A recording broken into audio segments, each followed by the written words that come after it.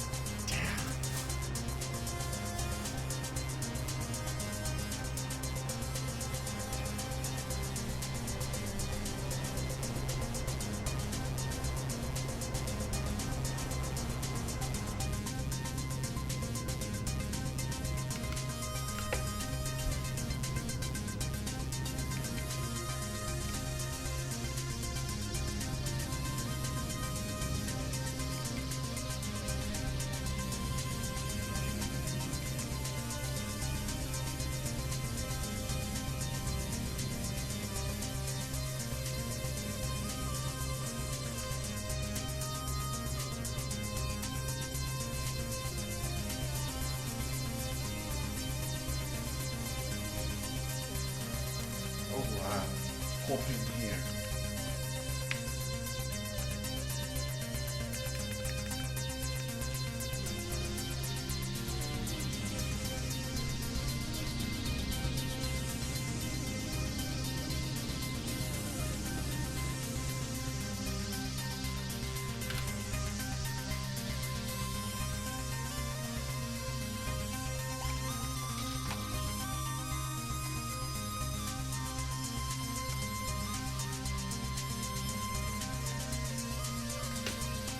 There's no end game that looks good.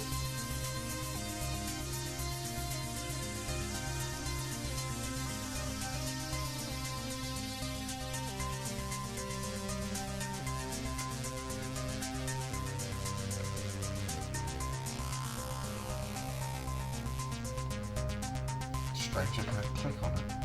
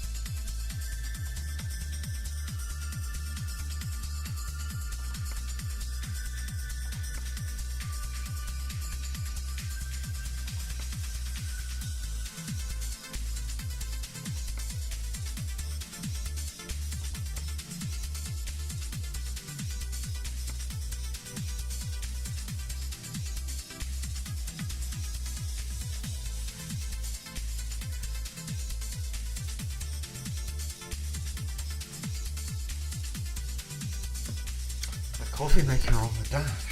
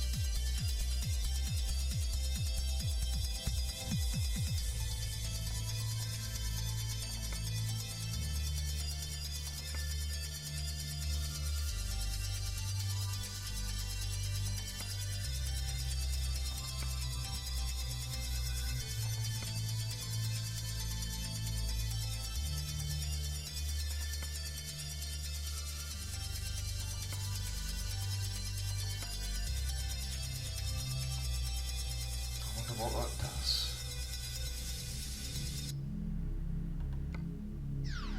Abun bashmayo, nethqadash shmuch, tithe malkuthoch, nehwe sabionoch, وأيكانت بشمايو وفبرعو هبلان لحمت سنقونا يومونو وشبوقلان حوبين محطوهين هيكانوا دو فحنان شباقنا الحايو بين لو تعلان للنسيونو إلو فاسون لان من بيشو ميطول الديلوخي ملكوثو وحيلو تشبحتو لعولة معلمين آمين.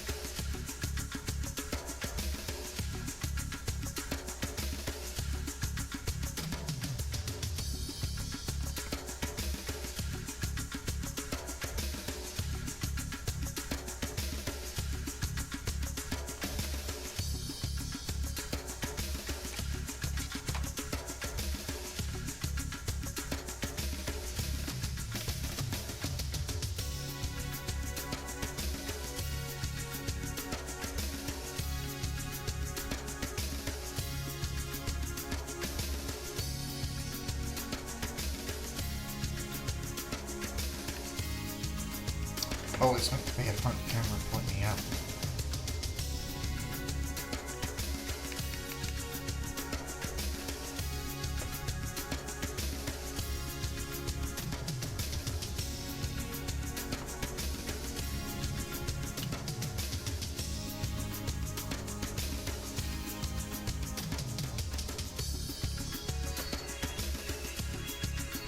Oh, yeah.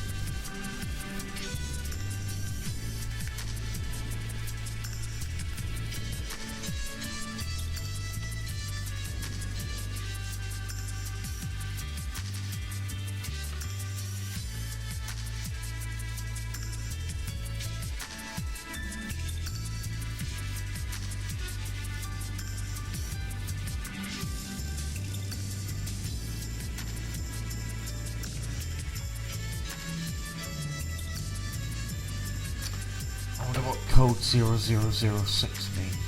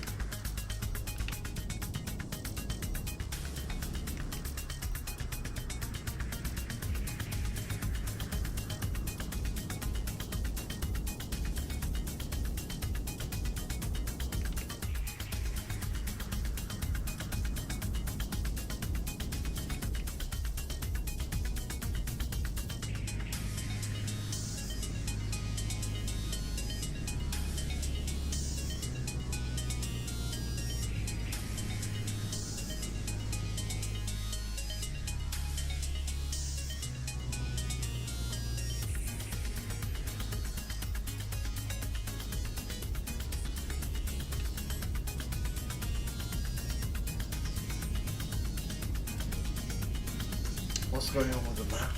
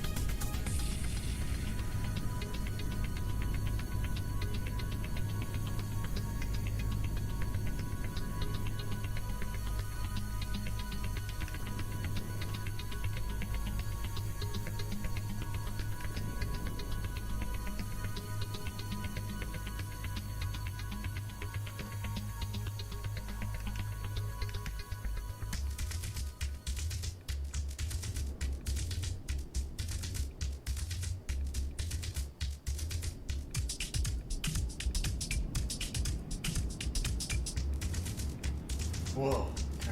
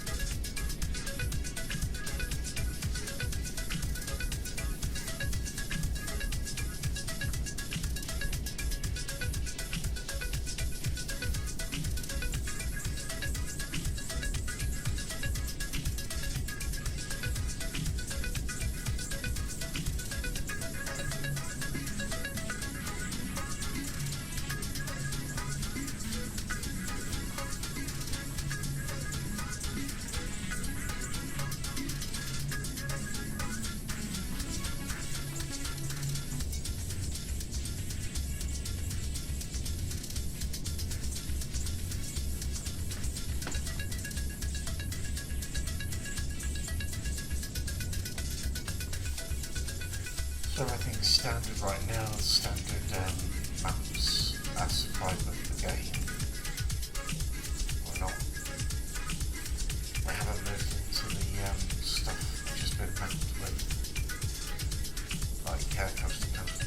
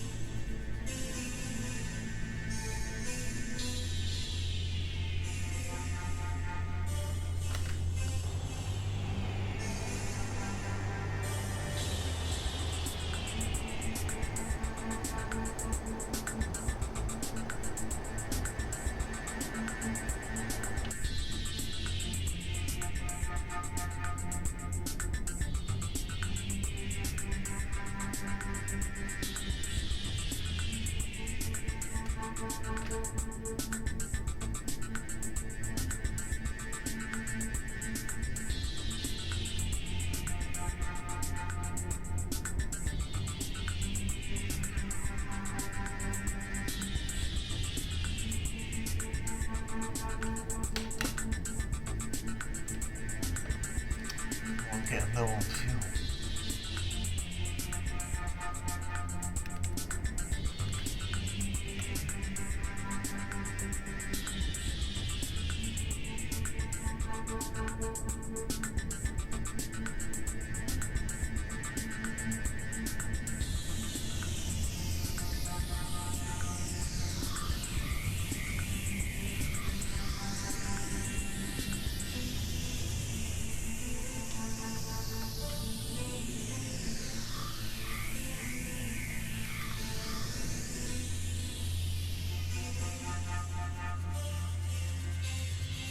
It's a hell of a kid.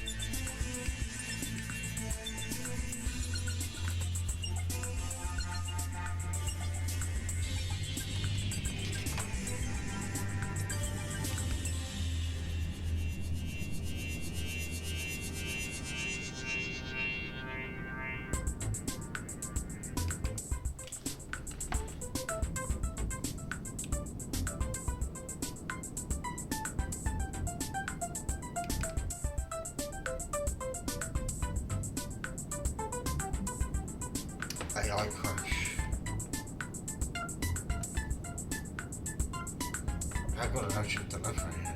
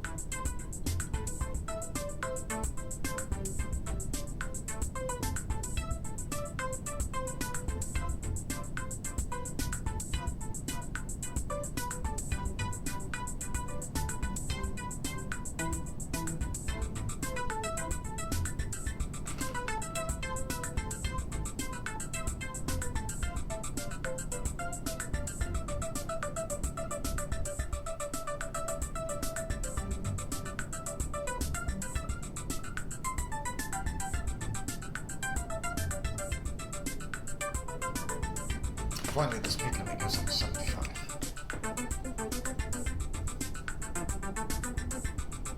Welcome to Arizona.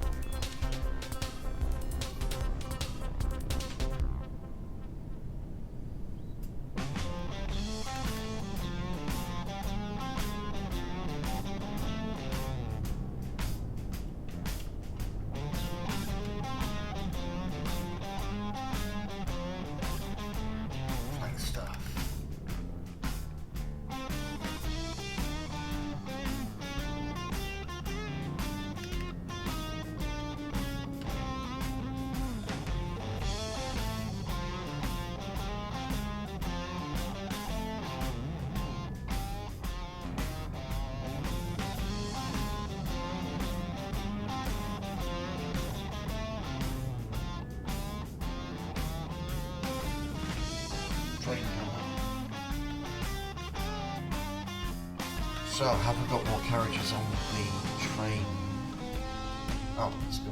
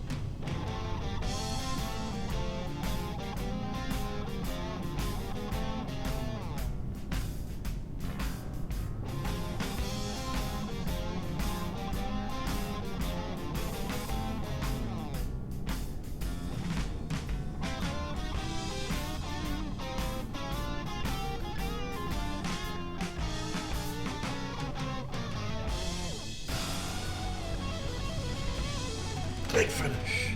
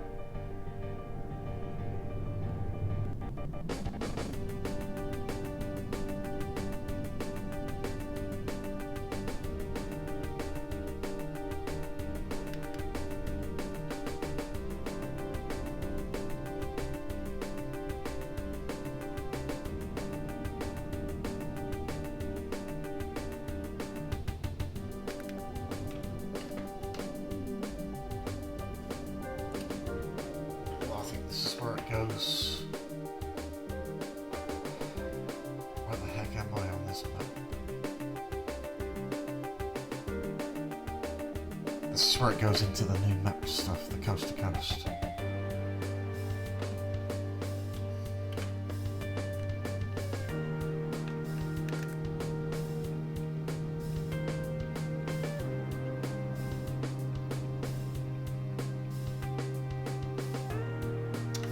Still work in progress, of course.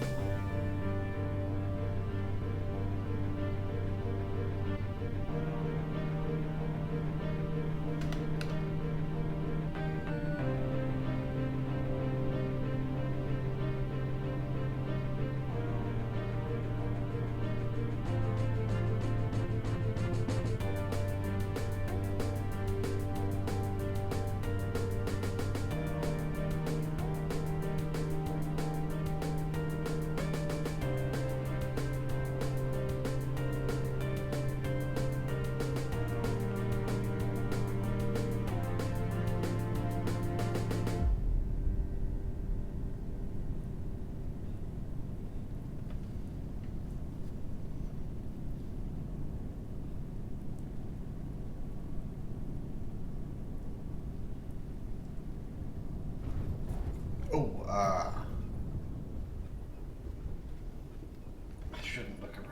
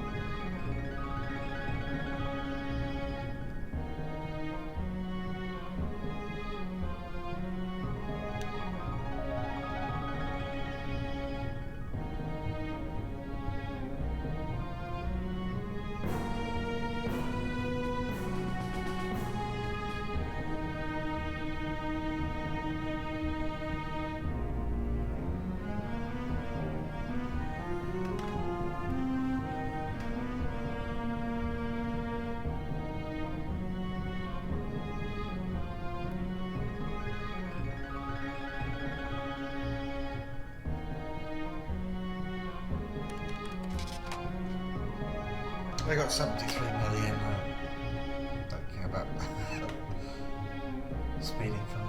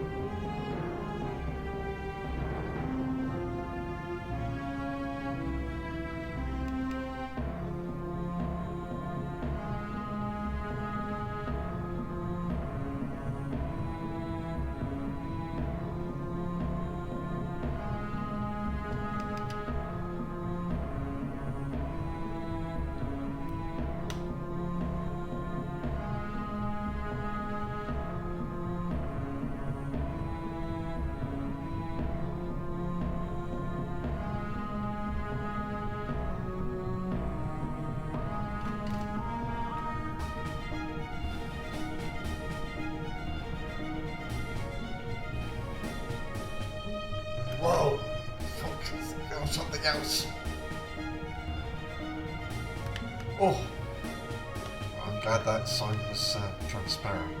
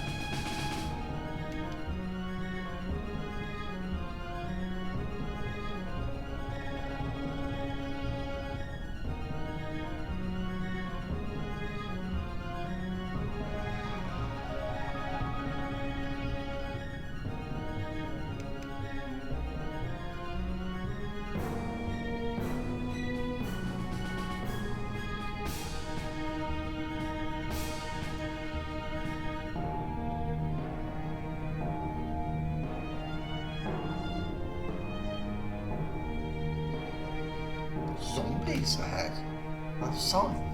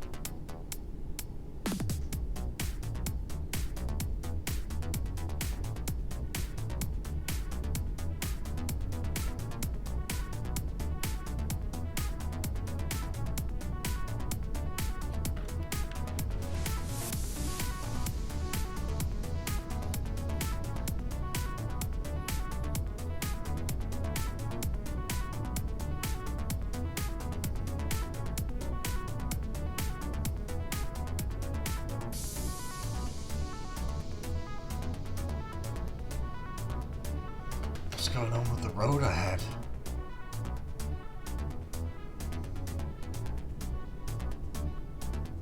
What the?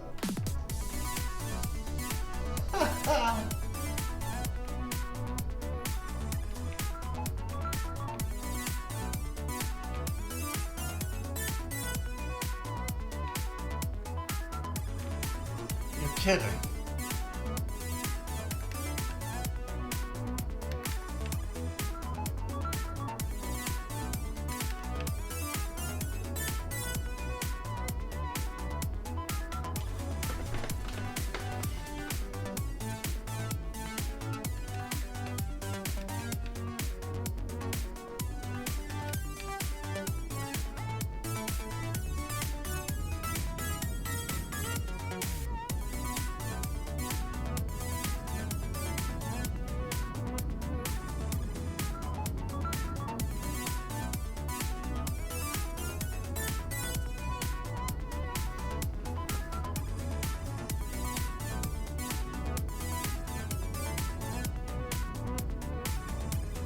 This is gonna take hours.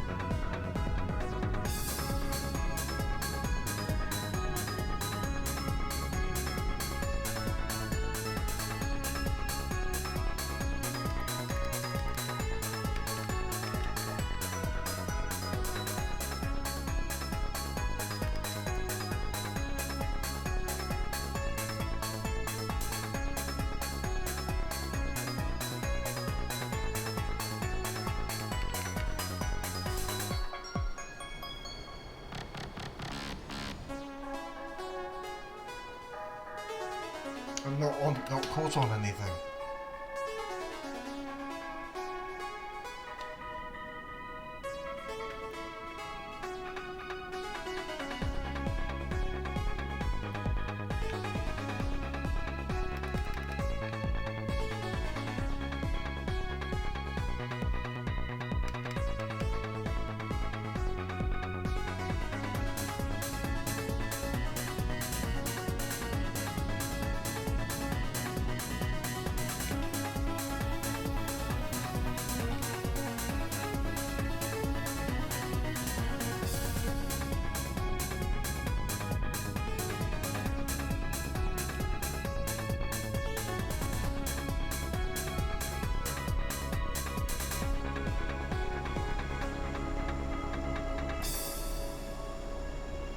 It's like going up Mount Everest.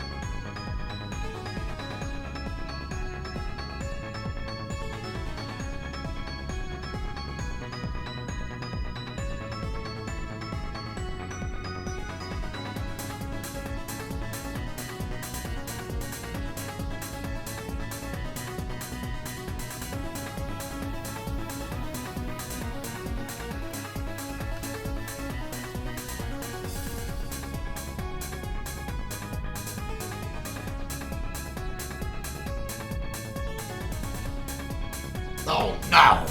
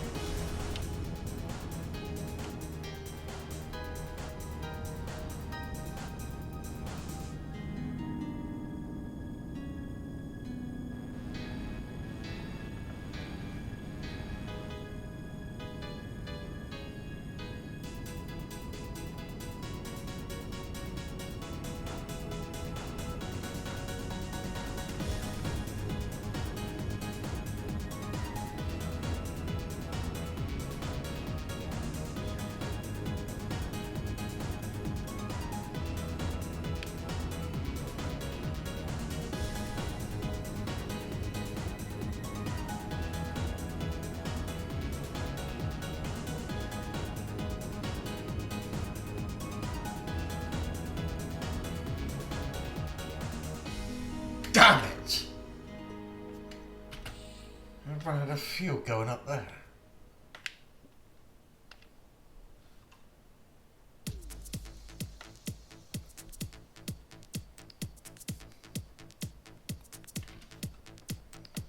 Oh well, at least he can party.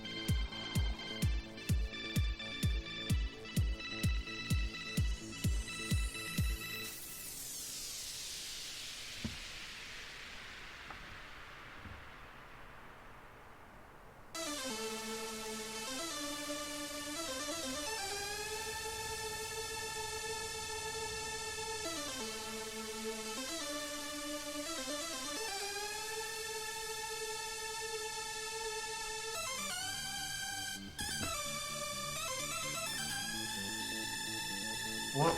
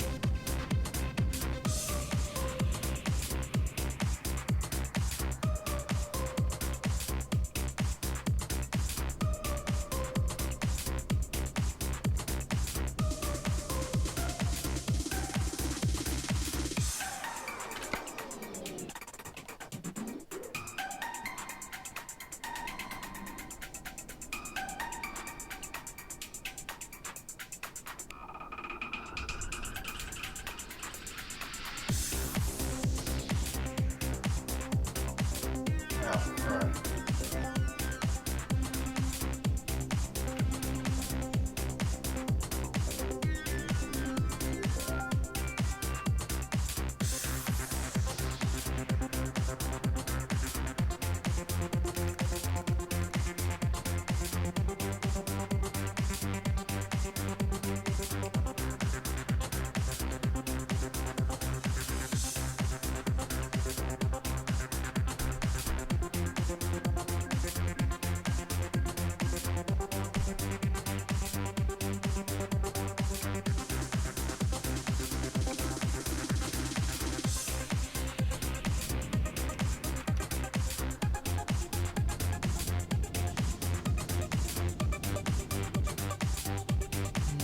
Flickering textures.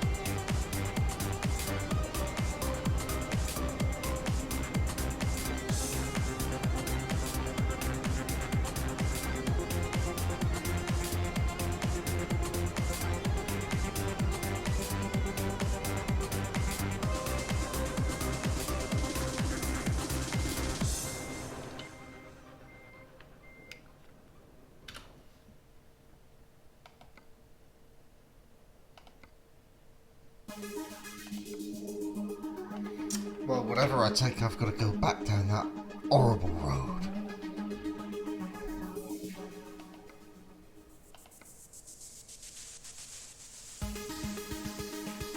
With fragile stuff as well.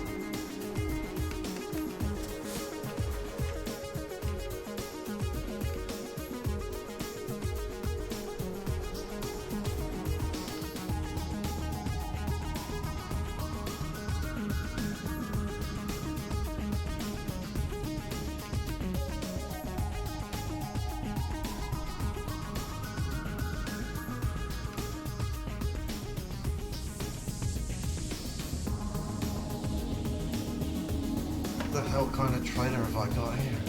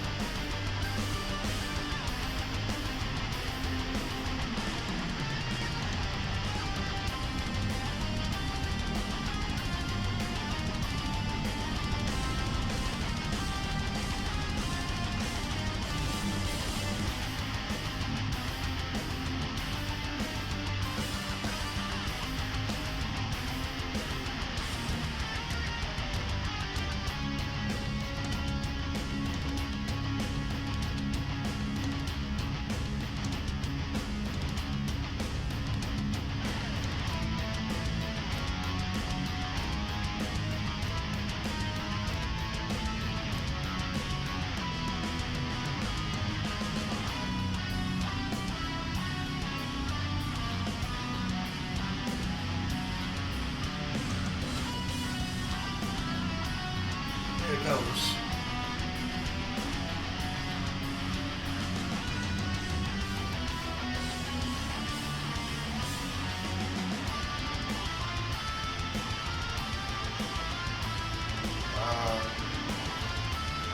Yes.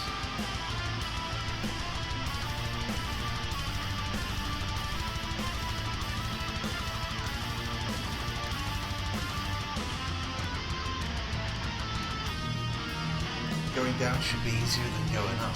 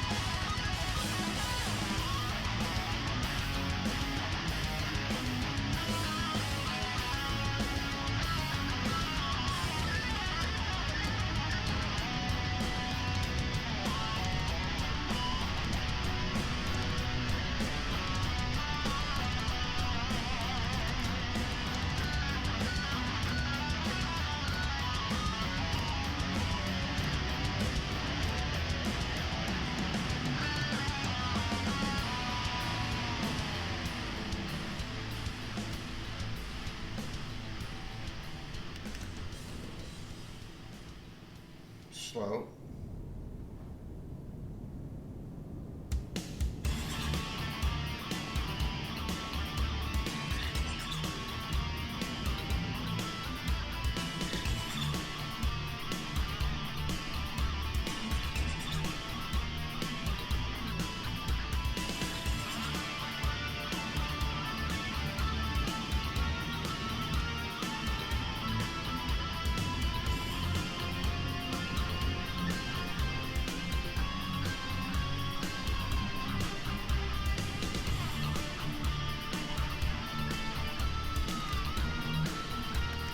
Slow.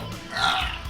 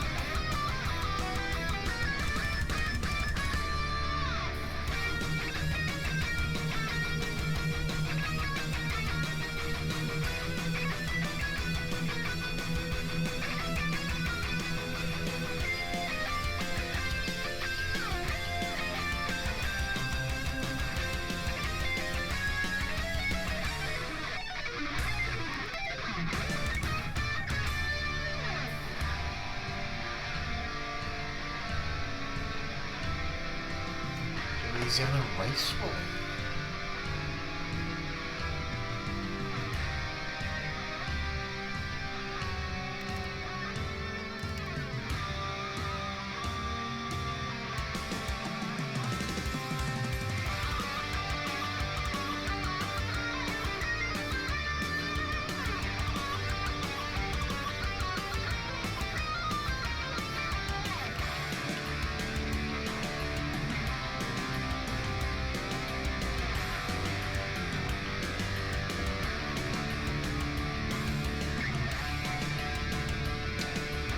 Louisiana Raceway.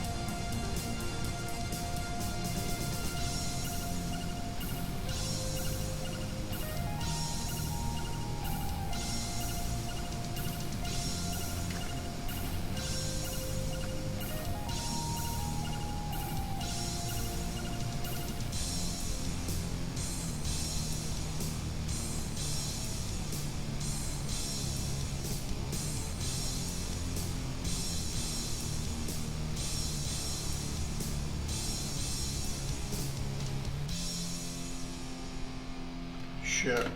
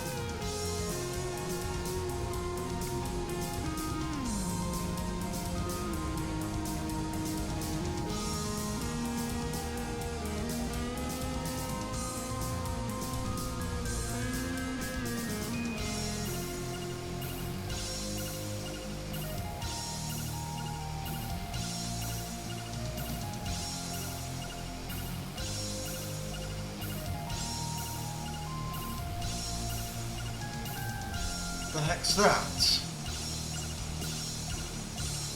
Is that an earthquake?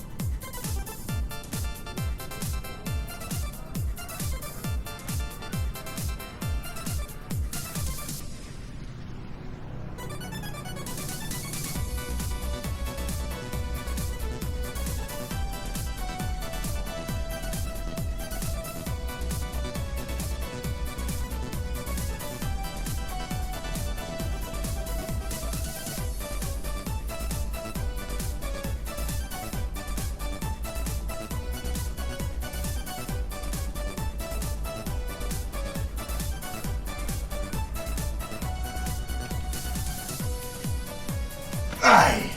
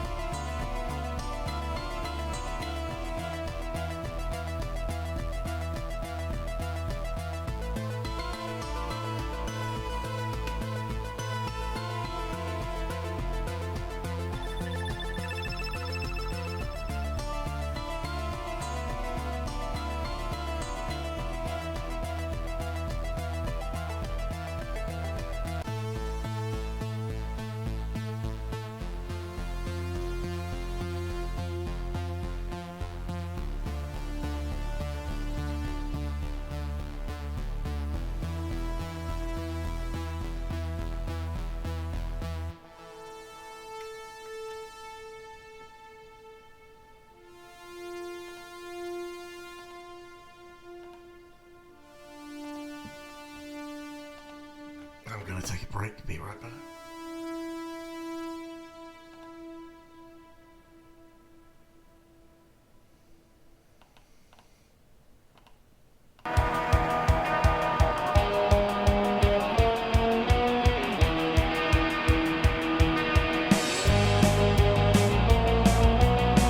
Well, welcome to the Grand Prospect Hall in Brooklyn, New York, where I'm talking today, and it is extraordinary. 125 years old. It's one of those theatres which was built in a period when people actually had a bit of creativity. You know, no just a ruler and a pencil, and I think this has been filled with people for 125 years, and it's got history, it's got soul, which a lot of these concrete straight line theatres these days don't have, or at least have not developed yet, but even then, because of the way they're built, probably never will. But this is absolutely fantastic, so I'm looking forward to these seats being filled soon, and we'll get the worldwide wake-up tour information out in New York. There's a dog on the screen at the moment. Lovely little face. I don't know what he's doing there, but he won't be there for long, I hope. See you later.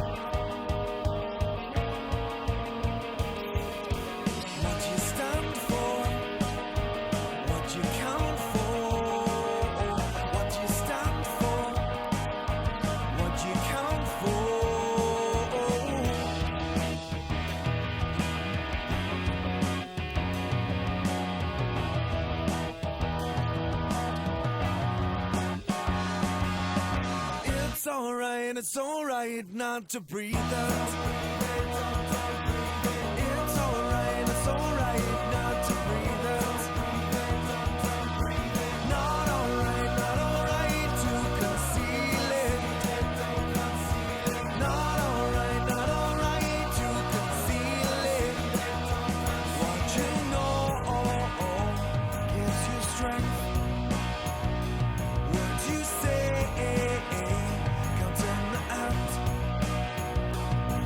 you know, gives you strength. Words you say now, count them out.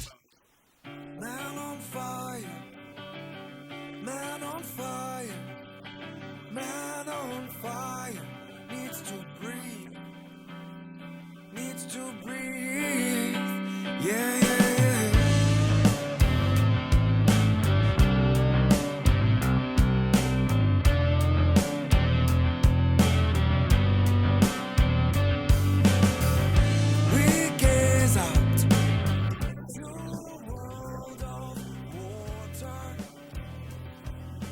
Drowning inside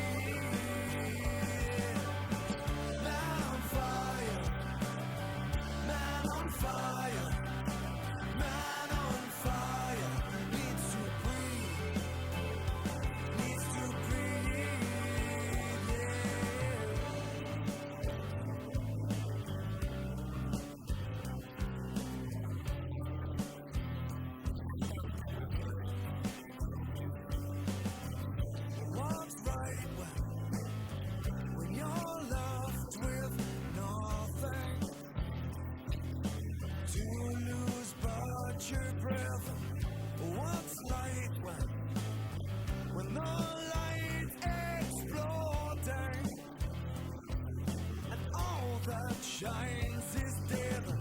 Man on fire, man on fire, man on fire. Needs to breathe, needs to breathe. Man on fire, man on fire, man on fire. Needs to breathe, needs to breathe. Yeah.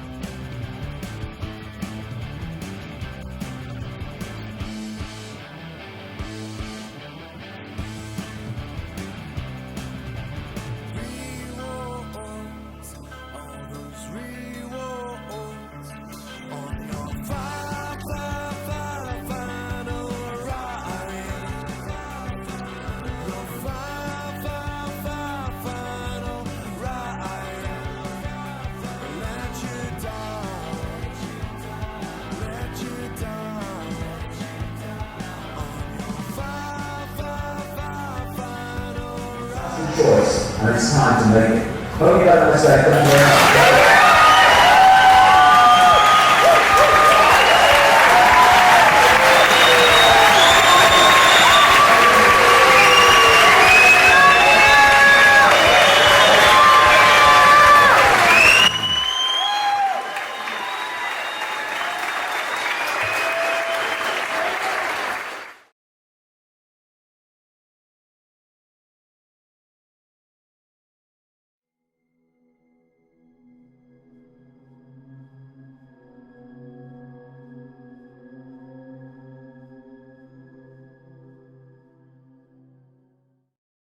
This section is about the control system coming down, because we're in a period where a dramatic shift in human awareness and human consciousness is in the process of taking shape. Some people call it the shift, sometimes I call it the vibrational quickening, but what I've been calling it for 20 years, because I came across this in the very earliest days after I met that psychic, that first psychic, I called it the truth vibrations. The first book I ever wrote after that awakening started, because it's ongoing, was called Truth Vibrations, or the Truth Vibrations, because I came across this awareness. There seemed no evidence at the time, my goodness, that there was a vibrational change in the process of coming. I understand it more now, mind, and we'll get into it, but I had no idea then. And what it was going to do was act like a spiritual alarm clock, and it was going to wake people up. It was going to wake people up from this slumber, this coma that we've been in for so long.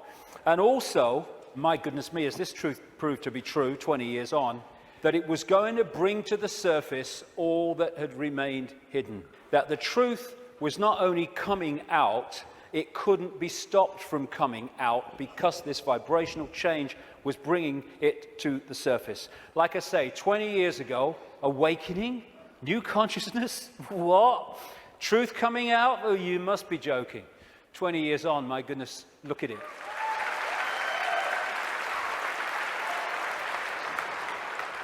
I'm fortunate to travel the world speaking, and I'm being invited to more and more countries you never think you're being invited to.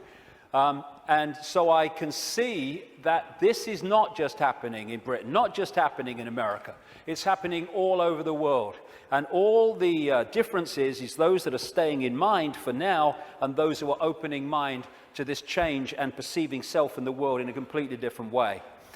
So I've been saying through the day, there's a base vibrational construct, the base vibration of this virtual reality coming out of the black holes, which triggers as it goes through its cycle, which appears in the play-out world as like a time loop. It triggers different information coming from the suns. And we decode that information, and as it changes, so the information changes, and so therefore the epoch changes, the yuga changes.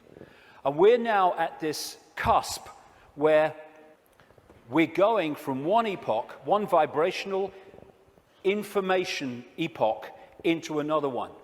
And this new one is dramatically more expansive, dramatically more enlightened in the level of awareness that we are going to have access to. And the control system, which is a manifestation of this epoch, cannot survive this epoch, and that's why it's doomed. And we're now in the cusp of that change from one kind of world experience into another one. It's just another stage on the circuit of experience.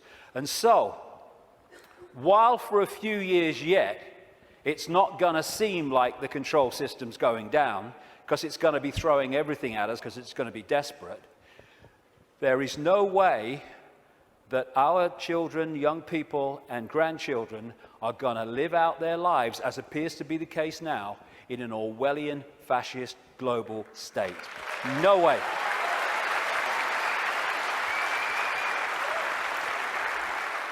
This changing epoch, changing information, is starting to be activated within the Earth grid and, of course, within the human grid. This new information is starting, for those that open themselves to it, instead of stay closed in density, because if you stay in a dense state, then these higher vibration energies are not going to impact like you if you open yourself to them and connect with them.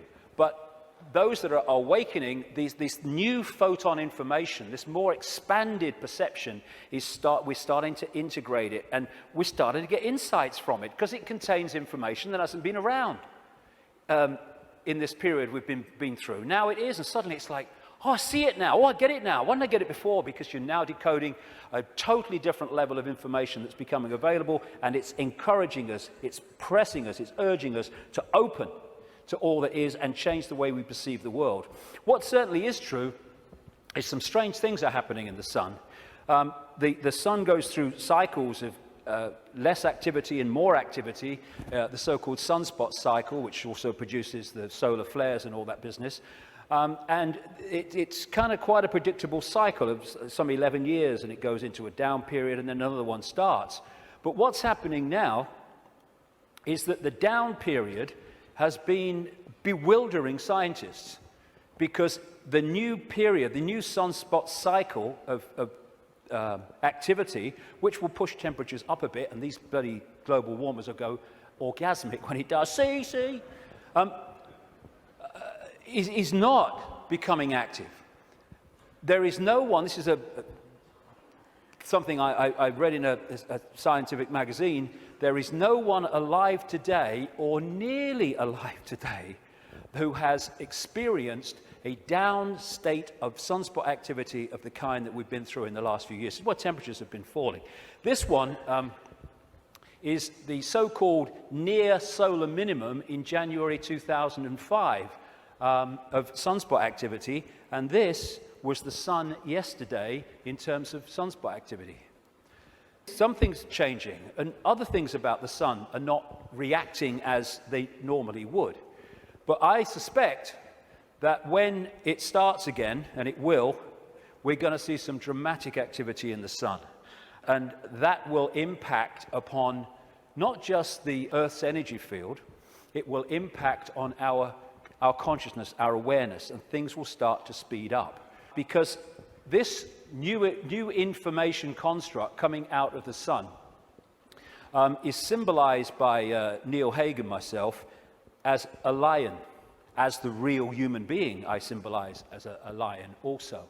And basically, these truth vibrations are going to dramatically, as we go through these next few years, dramatically affect human perception, human awareness, and human potential as this new information becomes decoded and the awareness potential expands and we access a greater part of all possibility.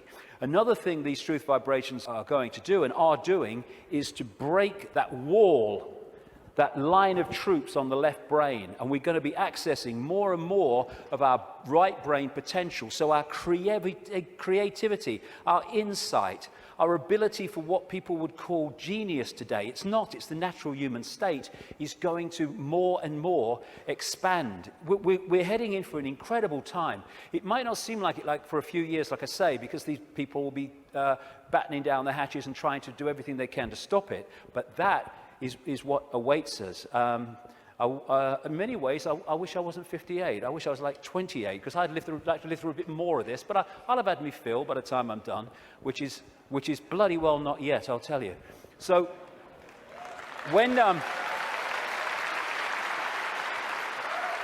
so as we are impacted by these truth vibrations, because we open ourselves to them, then we break out of these boxes. And these are the people who are not being touched by that yet, but my goodness me, I'm seeing people now change dramatically in no time. I was walking through where I was speaking in Santa Fe last year, and this guy walks past me. He'd flown in from Austin, Texas, and he said, 3 months ago, mate, I thought you were mad. Words to that effect. He said, now I get it. And he got it so quick, and we're going to see this happening. People changing dramatically, and also, as I understood 20 years ago, that all that's been hidden, the curtain is being pulled back. And we're in for some shocks. I mean, of course, what we've talked about today is shocking to most people who have seen the world in another way, but the shocks are going to go on, because what's been going on in this world behind the scenes is nothing like what we think it is.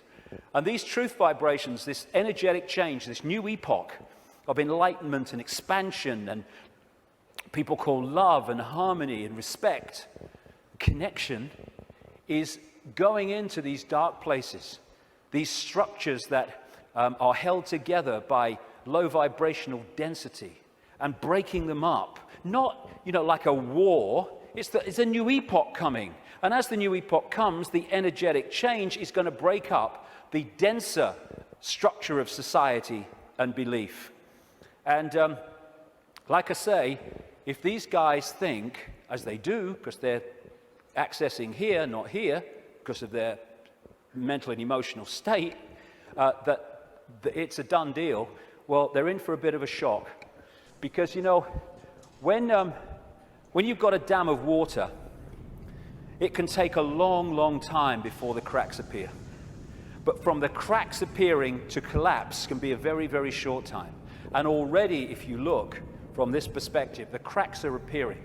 And the first crack is when people say, I've had a freaking belly full of this. I ain't taking this anymore. Then the cracks start to appear. And what we're going to see in the next 10 years is this control system, increasingly as the years pass and these truth vibrations get more powerful, we're going to see this control system come down, because a new awareness is being breathed into this reality, and a control system based on suppression of awareness therefore cannot survive that change. Now, another perspective on why the control system is going crazy now. As I say, they can see down what we call a timeline further than we can when we're in this reality, because they're in another reality looking in. So they could see, they don't know the scale of it because they can't get out here where it's being orchestrated from, and they couldn't get here. But they can get a feeling, and they have had an awareness that this energetic change was coming, and how it could potentially affect the slaves in terms of waking them up. It is absolutely no coincidence whatsoever that it is now, of all times, in this experience within this reality, when these truth vibrations are manifesting themselves and quite demonstrably changing the way people perceive self in the world, that this control system is at its peak in trying to suppress humanity, control humanity. It's absolutely in sync, because this moon matrix can only influence human perception if humans stay within its vibrational frequency, within its hack. The truth vibrations are taking us out of that frequency range, and therefore it's losing its influence on awakening people by the day, as we start to perceive and see and become aware of things that we weren't before when we were connected to the hack. And all these things, destabilizing us chemically through food and drink, rewiring the body genetically through genetically modified food, what they're doing to the kids, the drugs, mobile phones, and all this microwave soup that we now live in, microchips especially, they're all designed to externally suppress or internally suppress, in terms of food, etc., the human body computer, to stop it accessing these truth vibrations. It seems to be, on the face of it, that they're trying to grab more and more control. The truth is, it is a desperate, desperate attempt to hold on to the control they've had thus far. That's what it's about. It's battening down their hatches to stop the control system coming down. In part because it has many expressions, including creating earthquakes and dramatic extremes of weather. This technology known as HAARP in Alaska, and it's now got other organizations connected to it and technology connected to it increasingly around the world, it bounces radio waves off the ionosphere, the highest part of the atmosphere, and back to Earth.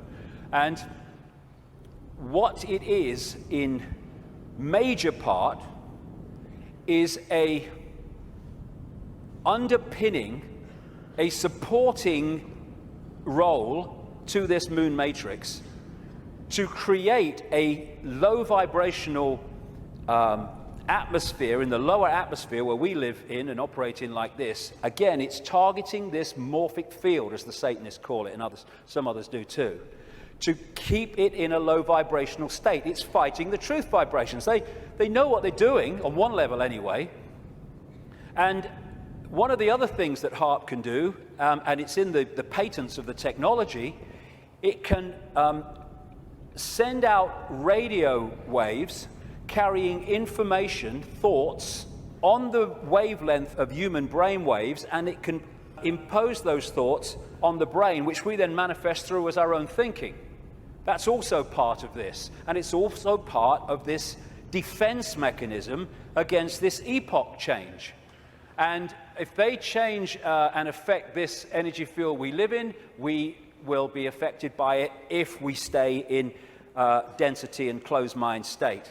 I'm absolutely convinced, have been for years, that part of the creation of this like sub-reality underpinning, supporting the moon matrix, which was okay up to this point, didn't need anything else. But now this energetic change is taking place. They're bringing the troops in, if you like, to underpin it. And I'm convinced that part of the chemtrails, which kind of pollute our skies and stuff and contain metals and barium and aluminium and all this stuff, is part of creating this sub-reality. What the truth vibrations are doing is healing this schism. It's part of what it's doing. And the schism has been this distortion in the metaphysical universe, the waveform information construct, has been playing out into the holographic play-out world for, well, what would you call it? Eons, for as long as we can remember. And it has manifested itself out as conflict and fractured personalities and all the rest of it. This is being healed all the time as these truth vibrations impact themselves and we move into this new epoch. And those that are tuning into it, it's healing these divisions. And when this changes, this must change. And the control system is a play-out holographic expression of the schism. So when the schism heals, as it's going to, this distortion, its outward holographic expression, the control system, must fall. That's why it's doomed. It cannot survive this energetic change because it is a manifestation of the distortion that is now being healed. The pieces are being put back in that have been taken out. A totally new era is in the process of moving into human experience, and this control system, it's doomed, and all its expressions are doomed. Not doomed like, let's have a mass bloody murder, mass killing, all the rest of it. Doomed in this reality because they're connected to something that's disappearing. There'll still be infinite consciousness. Even those in the control system, they'll remember who they are eventually. It might take some time, and we'll be having a beer with them one day thinking, do you remember when you were stupid? Oh yeah, I remember that. Oh God, mate, yeah. Oh, that's what we'll be doing at some point. So this epoch change is moving from a sense of division, left brain, where it sees everything as apart from everything else, sees everything in terms of structure and apartness. We're moving from that perception as this energetic construct changes to a perception of what comes from expanded consciousness and awareness, which is we're all one. We're all expressions of the same one consciousness, which again makes racism ridiculous, ludicrous, insane, the height of ignorance. And as the schism, the distortion is healed, so other expressions of the distortion will become what we call history. The police state, the energetic wars, once we're really in to this expanded awareness, the very idea of going to war. We have laws because of the distortion, because of the epoch we've been going through. We don't need laws in the state of awareness that we're going into, and our children and grandchildren will go even more into. You don't need to say we have a law against murder when murdering someone would never even enter your psyche.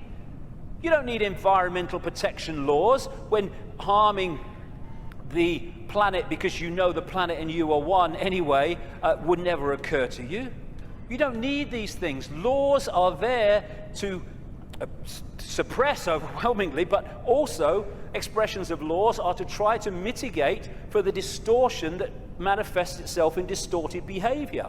The idea of anyone going hungry in a world of plenty in the epoch we're entering, never even conceive it. You mean they used to let people starve? That's this mentality that we're moving out of, and we're at the cusp now of this change, which is a very interesting place to be. We're going back to that. We're going back to being connected to what we really are. And of course 2012 is much talked about and will be more talked about as we get closer to it. I have a different view on that. You know, I should be saying, given I've been writing about these truth vibrations for 20 years, I should be saying, see, 2012 told you, yeah. No, I'm not saying that actually. I think 2012 is a diversion. By 2012, yes, things will have moved on. Things will be changing.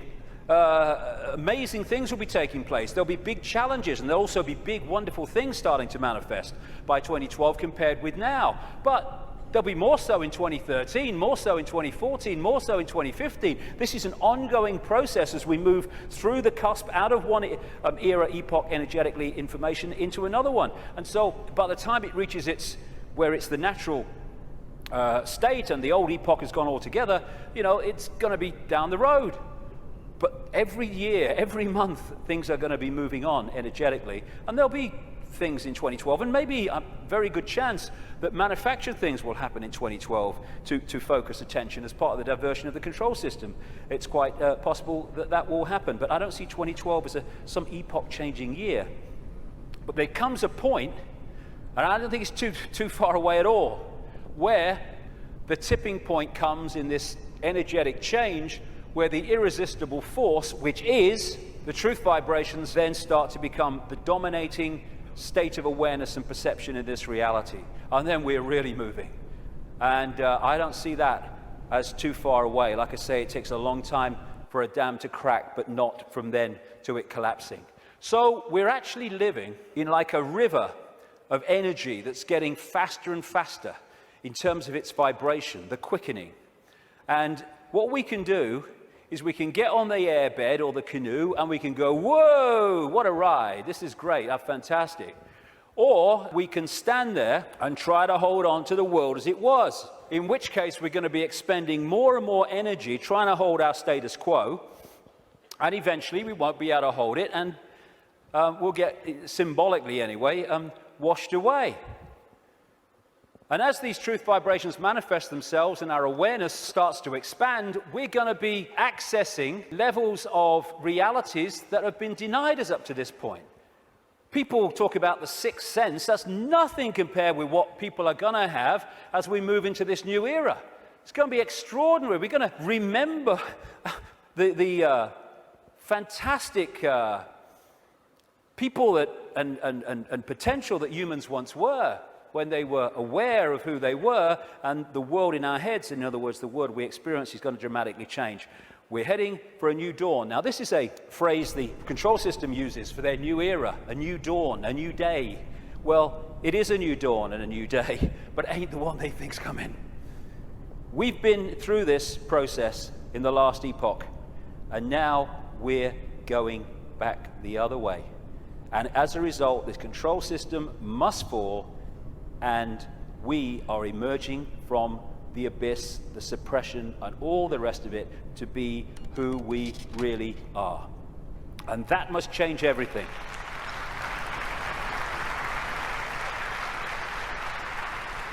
Einstein said, you cannot solve problems with the same level of consciousness that created them. That is very good news, because what we've been doing through this epoch is creating problems with a certain level of consciousness, mind, and then bringing people in to solve the problems with mind and creating more problems. Now we're in this change where we're expanding consciousness, expanding awareness, and suddenly that cycle of problem and more problem, and it's unsolvable. There's no way out of this. Suddenly it's a piece of cake. Look, it's so simple. Fantastic time we're going into, but the next few years are going to be challenging. It's breaking the spell that the moon matrix and its supporting technologies and manipulations has had on the human mind. You know, we don't have to find enlightenment. We are enlightened. What we need to do is remove the barriers of belief and perception that we've thrown around ourselves that keep us from that enlightenment. That enlightenment's never gone away. It's over here. It's saying, I'm over here. I'm over here. And this is what the major role the truth vibrations are doing, because they're the quickening. They're breaking up these dense energy fields, and as they do, suddenly we're connecting with levels of awareness that we didn't realize. We've been in a trance all this time, programming perception because of that. And it connects through the reptilian brain. So let's disconnect from the reptilian brain as part of breaking the spell. It feeds us fear. It has to, constantly. Fear this, fear that.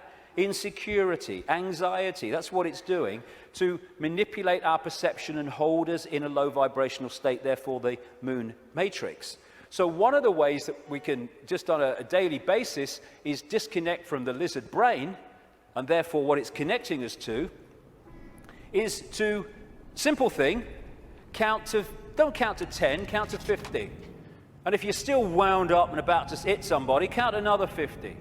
Because what the reptilian brain does is it doesn't think, it reacts. That's why it's so fast. It doesn't have to think, just reacts. Now, the other parts of the brain, like the neocortex, they think things through, so it takes longer than the reptilian brain. This is why we react to something, reptilian brain, and then maybe a minute later, 2 minutes later, maybe half an hour later, the visual cortex has thought this through, and we go, oh my God, I overreacted, didn't I?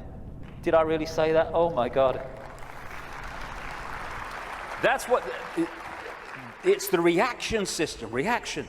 And if we can stop reacting, emotional reaction and all that stuff, because, you know, we're manipulated so much through the reptilian brain reaction system. It's not problem, think it through, do a bit of research, see what you think, discuss it a bit, solution. It's problem, reaction, solution. That whole process of mass manipulation is done through here. So when we're faced with a situation, and I'm talking to myself as much as anybody here, you know, I'm not cross-legged on a mountain saying, hey, here I am. No, I'm talking to myself as much as anyone else. When we're faced with these reaction systems, whether it's because of a world event, whether it's because something in our lives, if we can just go, okay, I don't like this. 1, 2, 3, 4, 5, 6, and eventually the reptilian brain loses its power because it's a reaction power, and once the reaction's gone, it's lost its power, and we can think things through. And if we stop reacting through the reptilian brain, then we are massively disconnecting from the moon matrix. And as these truth vibrations change the nature of this energetic control of the human collective mind, the hive mind that we've been connected to, then its expression, this structured world, the way we work. And, you know, my brother said to me once, what's it all about, Dave? He said, you get up in the morning, you go to work, you come home, you have your tea, you watch telly a bit, and you go to bed. You get up and you go to work. I mean, look at it. It's the way it is, the way it's structured. It's slavery because it's so limited. And I've talked to people once, the last time I spoke at the Oxford Union, I was talking to some students. They could not perceive a world in which there wasn't a hierarchical structure of government because there would be chaos. That's the left brain at work. And people, when you think, look, this world is crazy. It's not serving people. People are serving it. That's what we are. We're slaves to a system. Politicians are slaves to a system. They go into the system. They think they're going to change it. The system changes them. And therefore,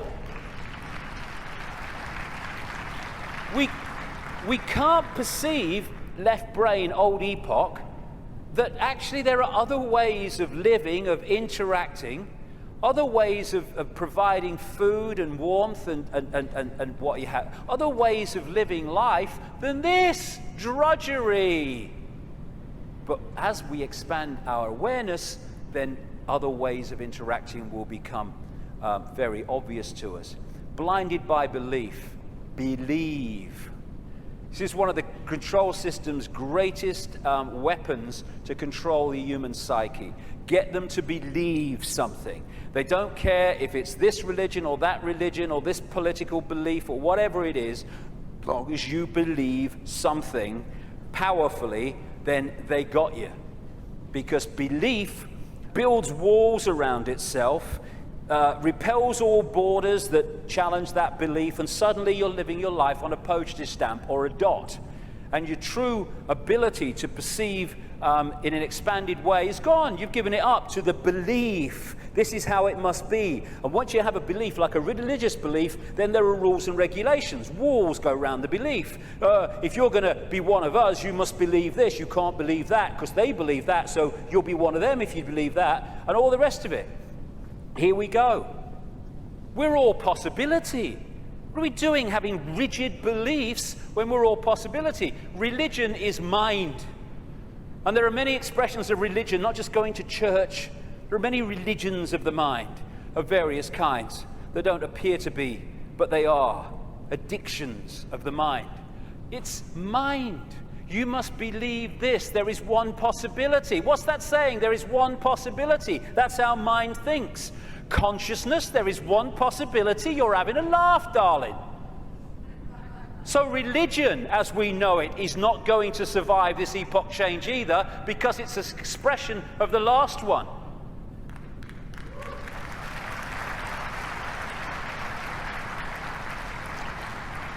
These are people in a hypnotist stage show who've been told that they are religious believers.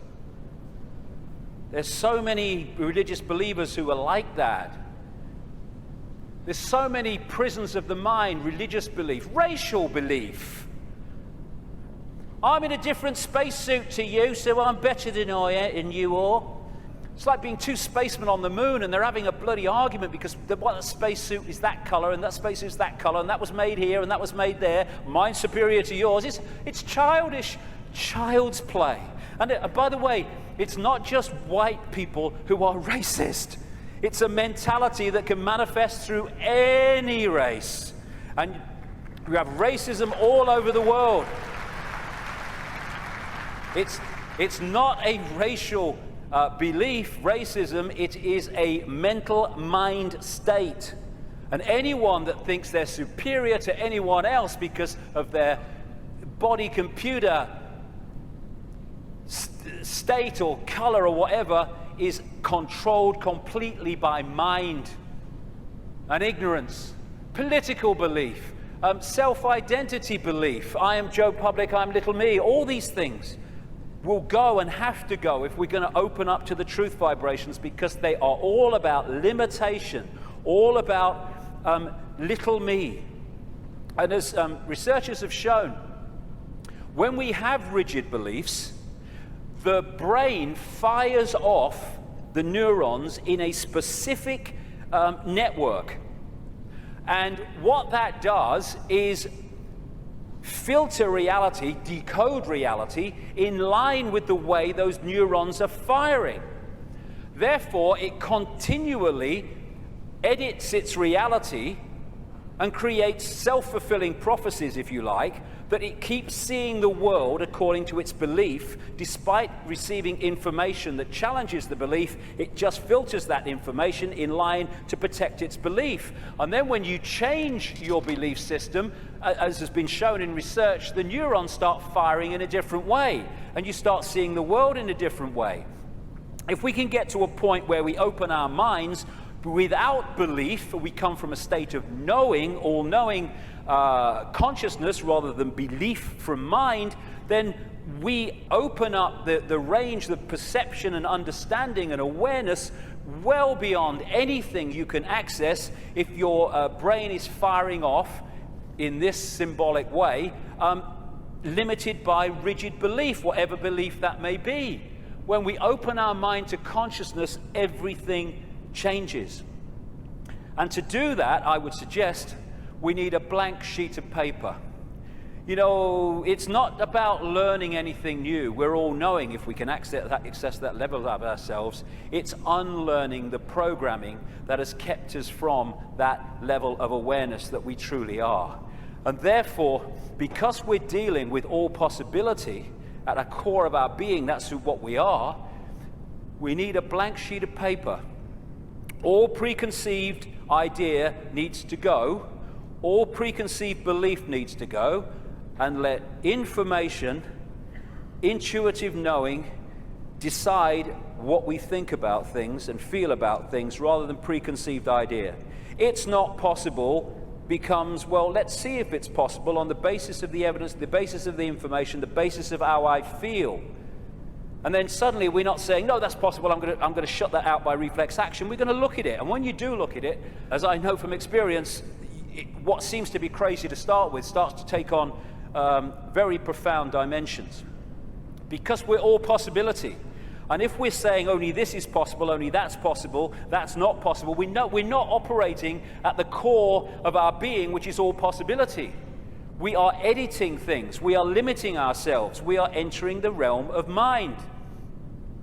And it's a time to choose, in many ways, between the head, the intellect, not that he doesn't have the part to play, it does, it being the governor, and the heart, knowing, intuition. What changed my life more than anything else was 20 years ago when I decided that if I was ever had a decision between going with my intuitive knowing, which we feel here, funnily enough, in the kind of heart chakra area, and my mind, I was going to go with my head, I was going to go with my intuition. And it changed my life and has allowed me to follow this path, because I can tell you over the last 20 years, there have been many times in the early days, not for a long time, but in the early days, when my head was going, you're going to say what? You're going to do what? You must be joking. Not in my lifetime. But I thought, no, I feel to do it. I went with it. And as a result, you follow this, this energetic path through intuitive knowing that's been laid out. And what happens, because intuition, knowing, is coming from another level of awareness beyond five-sense reality, it means that to five-sense reality, general world, some of the things you do when you follow your intuition are seen as, I think I'm possibly an example of this, are seen as crazy and mad and lunatic and dangerous and all that stuff. And what happens then when you do that and you get that reaction is that the head kicks in, the mind, which wants to protect its preeminence that it's had up to this point, puts its arms together and says, see what happens when you don't listen to me, see the trouble you've got into? And it's like, okay, and you come back into mind. But if you stick with it, and you take what comes as a result of expressing your uniqueness and expressing your intuitive knowing, then eventually things happen, good things, great things sometimes, that happen not despite what you did and the reaction you got, but because of it. And then the mind, the intellect, looks at this and says, well, hold on a second. It might get you into trouble, but eventually it works out. And what happens then is your head and your heart, your knowing, your intuition come together. And the war stops. We become whole again, where mind serves consciousness instead of serving itself. And it's years and years, I say this honestly, since my intuition and my head have had a problem. It's an incredible feeling, because it's like, when you start out, it's like, I feel to do this. You're not doing that. No. And then after a while, when this sync takes place, it's like, I feel to do this. And the head goes, okay. And it's a totally different way of interacting with the world. The war stops. And this is open to all of ours. But the first thing is what it is. It's to face the situation we're in, and then we can do something about it. First thing, to realize that up to this point, we have been slaves thinking we were free. And so the first stage is to acknowledge that, and when we do, we can do something about it because we're accepting what the situation is. The second thing is to choose freedom over slavery and be prepared to do what is necessary to achieve that freedom over slavery. And when we do that and we mean it, there is a shift in our energy field. As that shift takes place, what I call magnetic attraction, it's the energy field is of the human body is an expression vibrationally of our state of being, mentally, emotionally, what we might call spiritually. And therefore, our state goes out as a vibrational field, and it draws in other vibrational fields that sync with it. We call these people, places, locations, ways of life, jobs, opportunities, or lack of them. So when this shift takes place, because we've said my intent, very powerful intent, is that I want freedom, and I want to end my life. I'm not going to be a slave anymore. I'll do what is necessary to understand who am I, where am I. Suddenly this energy field shift takes place, and we start drawing in new people, places, locations, opportunities, etc., that are syncing with the new vibrational state as opposed to the old one. And at this point, and I experienced this big time in the public eye, we experience this shift as our lives falling apart. Partnerships may end. We may lose our job. We may change location. We may, like me, undergo massive ridicule. But what if we understand what's happening? The old energy field, the old you, the old intent, the old awareness was pulling in the old life, and then when it shifts, it's pulling in a very different expression of the new vibrational self. And that transitional period, when the shift takes place, the old life falls apart. But if you want to change your life, then the old life has to fall apart unless it serves the new one. So when we choose freedom, the transformation can be challenging. It's easier now because more and more people are going through it, and we're beginning to understand the process. I felt like this so many times. I went to the top of a hill in the south of England, the west of England, one day, because I didn't want to upset anybody. I went to the top of this hill in the middle of nowhere, and I screamed my frustration out. I know what this image means, and so many other people do. But it was the old life breaking down so the new one can take over. It's time to know thyself. Not thyself that we've been told we are, but thyself which we really are. This self, everything from the beginning, my birth, my ancestors, my children, my wife, everything comes together simultaneously. I saw everything about me, about everyone who was around me. I saw everything they were thinking now, what they thought then, what was happening before, what was happening now. There is no time, there is no sequence of events, no such thing as limitation of distance, of period of time, of place. I could be anywhere I wanted to simultaneously. That's who we are. And that's what the control system has tried to keep from us.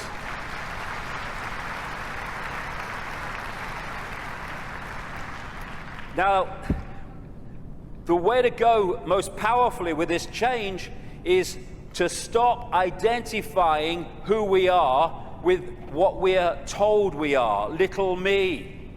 To stop looking in the mirror and thinking that reflection is me, it's all I am. And looking at ourselves under the microscope, that's who I am. And bringing our point of observation from I am David Icke, a personality born in Leicester, England in 1952, to I am infinite consciousness, all that is, has been, and ever will be, can be, all possibility. Infinite love, having an experience through this lens into this reality that they call David Icke. And again, once we take this observation from that observation, there is a fantastic shift in our energy field. And we break up these densities that are holding us in mental and emotional servitude. Everything starts to change when we move our sense of self-identity. That's why the control system wants us in there. It can't cope with this. We have to be in there. Little me. And this is the fork in the road. Are we going to live our lives as consciousness or mind, as all there is or little me? Because that will decide the kind of world we're going to live in. Escaping the box, and it is a box, it's a vibrational box. Getting out of this thing called cognitive dissonance, where we lie to ourselves. Cognitive dissonance is, if people haven't come across it, it's a very powerful controlling mechanism whereby we have a belief about self or the world or a situation, and we're sticking with it. And when we face information or experience which challenges the belief, then cognitive dissonance is that uneasy state when you see that your belief system is under threat from this information or this experience. If this is real, then this belief can't be. And what you do then is you go about these incredible stories we tell to ourselves to convince ourselves that this can't be true, to protect the belief system. Cognitive dissonance could be a good thing if that dissonance leads you to look at your belief in the light of this experience or this new information, and then move the belief in the light of that. Then cognitive dissonance is a good thing. What most people do is try to hold the belief system in the face of this. And there's no greater example than the Skeptics Society. You ever come across them, the Skeptics Society? Bloody hell, they are cognitive dissonance.com, they are. I tell you, I've debated with some of them on television programs and stuff, and one of them, his bum kept bouncing on the seat. He had what they call Vitus dance, is it? My mother used to call it, where you can't stop moving, because he was in such cognitive dissonance, because the information he was hearing was so at odds with his belief system, he was kind of going crazy. And so you get people who come up with these amazing bloody stories to try to explain away why something is not challenging their belief system. So again, part of that blank sheet of paper is letting cognitive dissonance serve us. I'm going to look at my belief system instead of holding on till our knuckles turn white. Also, trying to avoid looking at the truth, because if we don't, we ain't going to change anything. Go beyond being in denial of what is happening in our lives and in the world, and start looking at it as it really is. It is what it is, because unless we look at things in that light, instead of trying to find wishful thinking reasons why actually it's not really like that, we're not going to change anything, because we're going to be in denial that anything needs changing. It is what it is, and we need to face it. And it's important to stress this. This control system, this reptilian control system, and in all its facets, is not all powerful, and it's not omnipotent. It's actually bloody stupid. You know, there's such a difference between being clever and being wise. It's very clever to build an atomic bomb, but it's not wise to do so. There is a difference between the two. And these people are very clever, but they're stupid. And cleverness without wisdom is the most destructive force on earth, which is why that's what they are. They have only managed to control humanity because they put us in a smaller box than they're in. Because of their mental and emotional state, fear, wanting to control because of fear and all the rest of it, they are in a vibrational box. They can't access any higher levels of awareness because of their mental and emotional state that's holding them in density, and their fear. Their fear is being passed on to us through this collective mind. So the only way that they can manipulate and control us is by putting us in a smaller box than they're in, and that's what the suppression of knowledge and awareness and consciousness has been all about.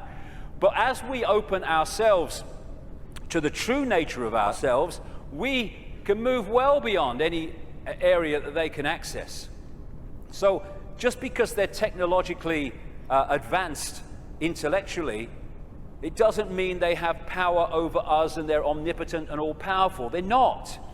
They're desperate. Desperate because of the numbers of them to the numbers they're trying to control. And the other thing, I use this analogy a lot, is, like I said earlier, we don't have to find enlightenment. We just have to open our programming to the enlightenment we already are.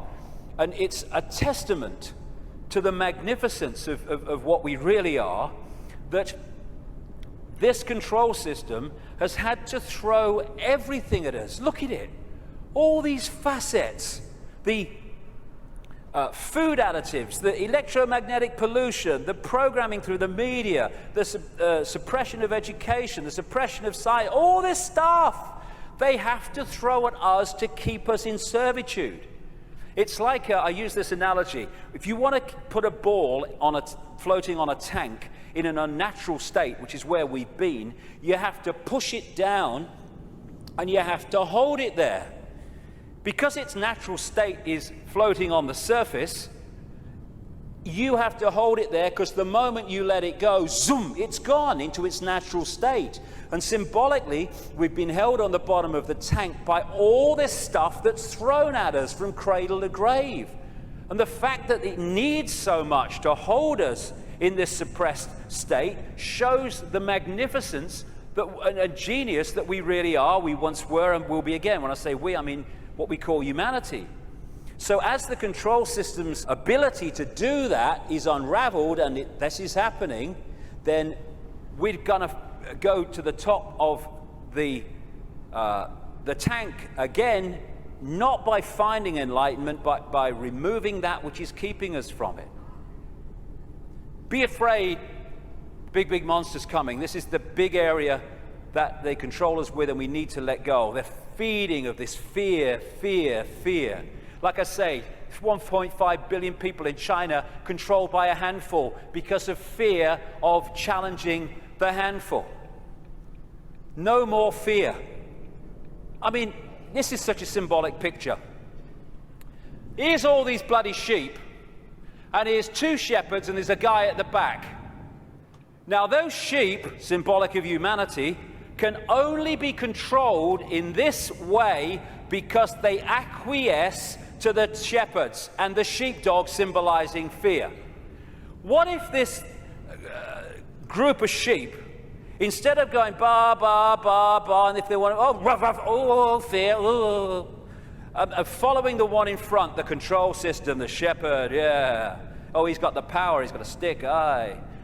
What if those sheep said, oh look, I'm not following him anymore, and hey Rover, woof bloody woof, on your bike, you're not frightening me, okay?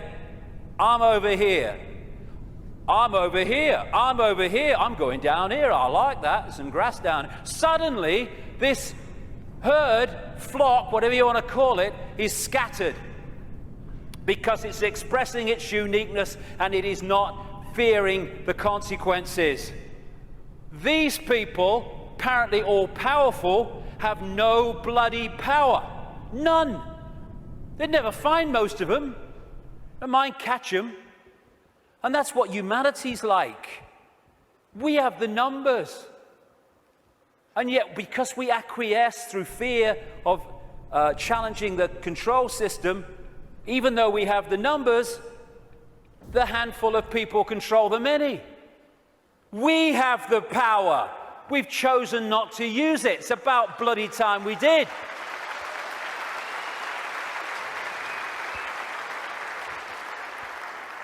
God, the answers are there in front of our eyes. The definition of insanity is doing the same thing over and over again and expecting different results, Albert Einstein. Absolutely it is. So it's pretty certain that if things are going to change in terms of control and suppression and all this stuff, then we've got to stop doing the same thing over and over again, and that is acquiescing to the control system. We're all possibility. What are we doing, thinking that we just do the same thing over and over again? That's one possibility. Let's express our uniqueness and respect each other's right to express our uniqueness. We're all possibility. Actually, one possibility is swimming against the tide. Let's try it. And let's respect each other's right to do that. We should be celebrating diversity. Diversity is an expression of all possibility. It's acquiescence and conformity that is an insult to all possibility. And yet that's what this system wants us to do, conform. And you know, at least sheep need a sheepdog to keep them in line.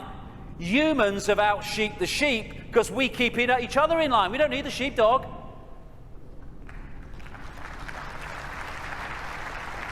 We have sheepdogs called parents and teachers and politicians and peer pressure. When we're thinking of expressing our uniqueness, we're not thinking, oh, what will George Bush think or what will Barack Obama think? No. We're thinking, what will my mother think? What will my father think? What will the neighbours think? What will my mates think? What will the people at work think? In other words, what will other people who have chosen to live in this sheep pen think of me getting out of it? It's like sitting in a cell and you find a way out through the door, and instead of another prison warder coming along to stop you getting out, the other prisoners jump on you. That's what we do. If we are going to be what we really can be, and we're going to respect our right to be different, we have to respect others' right to be different as well. Because when we respect other people's right to be different and express their uniqueness, then we're setting them free and we're helping to set society free. We are policing each other all the time through ridicule, through condemnation. We need to start being at peace with other people having different views and expressing different lifestyles than we do, even if we don't like it.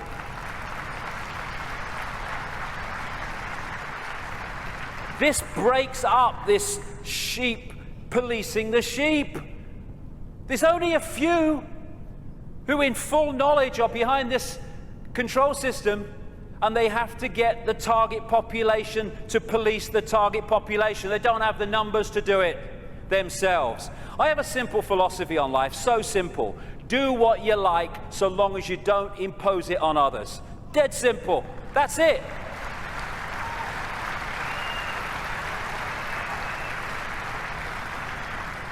And I've heard people say to me, that would be anarchy. What about people murdering each other? Well, I think that murder could just about constitute imposing your will on another person. And when you think about that simple philosophy, it overrides all law, need for law, if we live that. We don't need laws that say don't murder when you wouldn't impose yourself on another person. But we can do this. You know, if Henry Kissinger wants to sacrifice George Bush, be my guest as long as you both agreed. Because when you leave the body, you'll feel right prats and you might learn something in your eternity. I get interested when they want to impose things on other people that don't want those things imposed upon them. That's what the control system's trying to do. That's why I'm interested. But express ourselves as long as we're all agreed. And we don't impose it on other people. We have this either or. Someone wants kind of a rave or something, and some people don't want to be affected by all the noise and disruption. And so we say, they can have it, they can't have it. It's either or. Any society that was conscious would say, okay, we can sort this out, okay? They don't want the noise, fair enough, understand that. They want to have a party, a rave, a good time. Okay, now, let's find a place where they can have what they want that don't disrupt anyone else's life. So they can have their experience that they want and no one else is affected. Everyone's a bloody winner. This is either or. Someone must win, so someone must lose, so someone could win. Old epoch consciousness. Winner, winner, win, win. That's the new consciousness. I stand upon my desk to remind myself that we must constantly look at things in a different way. You see, the world looks very different from up here. You don't believe me? Come and see for yourselves. And it does. When you move your point of observation, the world looks so different. When we break out of constantly scanning the world from a single point of observation, so everything looks the same. From a higher point of observation, things look very, very different. And we can break out into infinite consciousness, clear our minds. That's another thing, another layer on the onion. It doesn't matter. My goodness me, how we make things matter that don't matter. And it clutters up our mind, it clutters up our emotions, and holds us in low vibrational servitude. I have a thing I call the deathbed perception. You're lying on your deathbed, well, your body is, you're not, and you've got 10 minutes to live. Tell me, looking back at your life, what mattered. You know, in 2004, when that guy cut you up at the lights, and you got out your car and you screamed abuse, and he got out and wanted a fight, does that matter now? No. Then the trick is to make sure it doesn't matter then. To bring that mentality into everyday life. It doesn't matter. We get het up, angry, frustrated. We worry about things. People worry about going to the dentist, then they go to the dentist and they go, oh, that was all right. What do you mean it was all right? You've been worried sick for 3 weeks. It's destroyed your life for 3 weeks. You tell me it's all right. It was no problem. It's bringing this. It does what really matters. What really matters is loving each other, caring for each other, being kind to each other. What matters is expressing our true magnitude of infinite genius, not acquiescing to meaningless things that we take so bloody seriously. How many things do we look back that got us really het up, frustrated and angry, and we look back, it didn't really matter, did it? Well, don't let it matter then. That's the thing. And then there's what I've long called combing the mirror. Combing the mirror is a crazy thing, because what happens is you want to change your hair, so you comb the mirror. Funnily enough, your hair doesn't change. What you have to do is comb your hair, and then the mirror reflects it. And this so-called out there world is like the mirror. It's not even out there. It's a projection of in here. If we're going to change this apparently out there world, we have to change in here.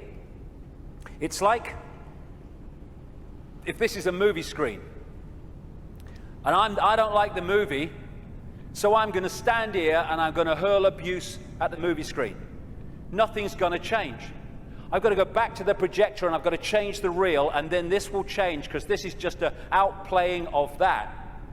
And the Illuminati control system is delighted, indeed encourages us to believe that we can change the world, if you like, and our lives out there. They want us to comb the mirror because they know nothing's going to change.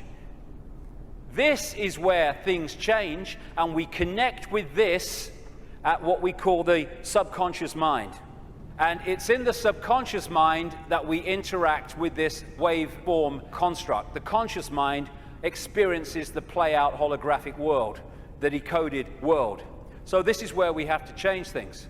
Because by the time it hits this screen, this holographic decoded world, it's like the movie on the screen. It's a done deal. You ain't got to change that now.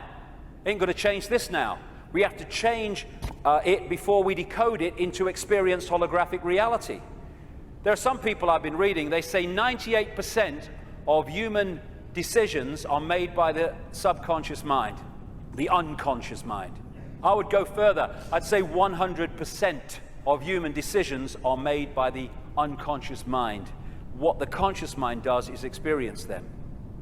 But the conscious mind can interact and work as one with the unconscious mind if it starts to understand the way reality works. How do we understand what's going on in the unconscious mind, so therefore we can play a part in changing that? By what I call the language of life. The play-out holographic world of experience is a mirror of the information construct, in other words, our unconscious mind in many senses. And the way it plays out, the language of life, as I call it, tells us what's going on in the unconscious.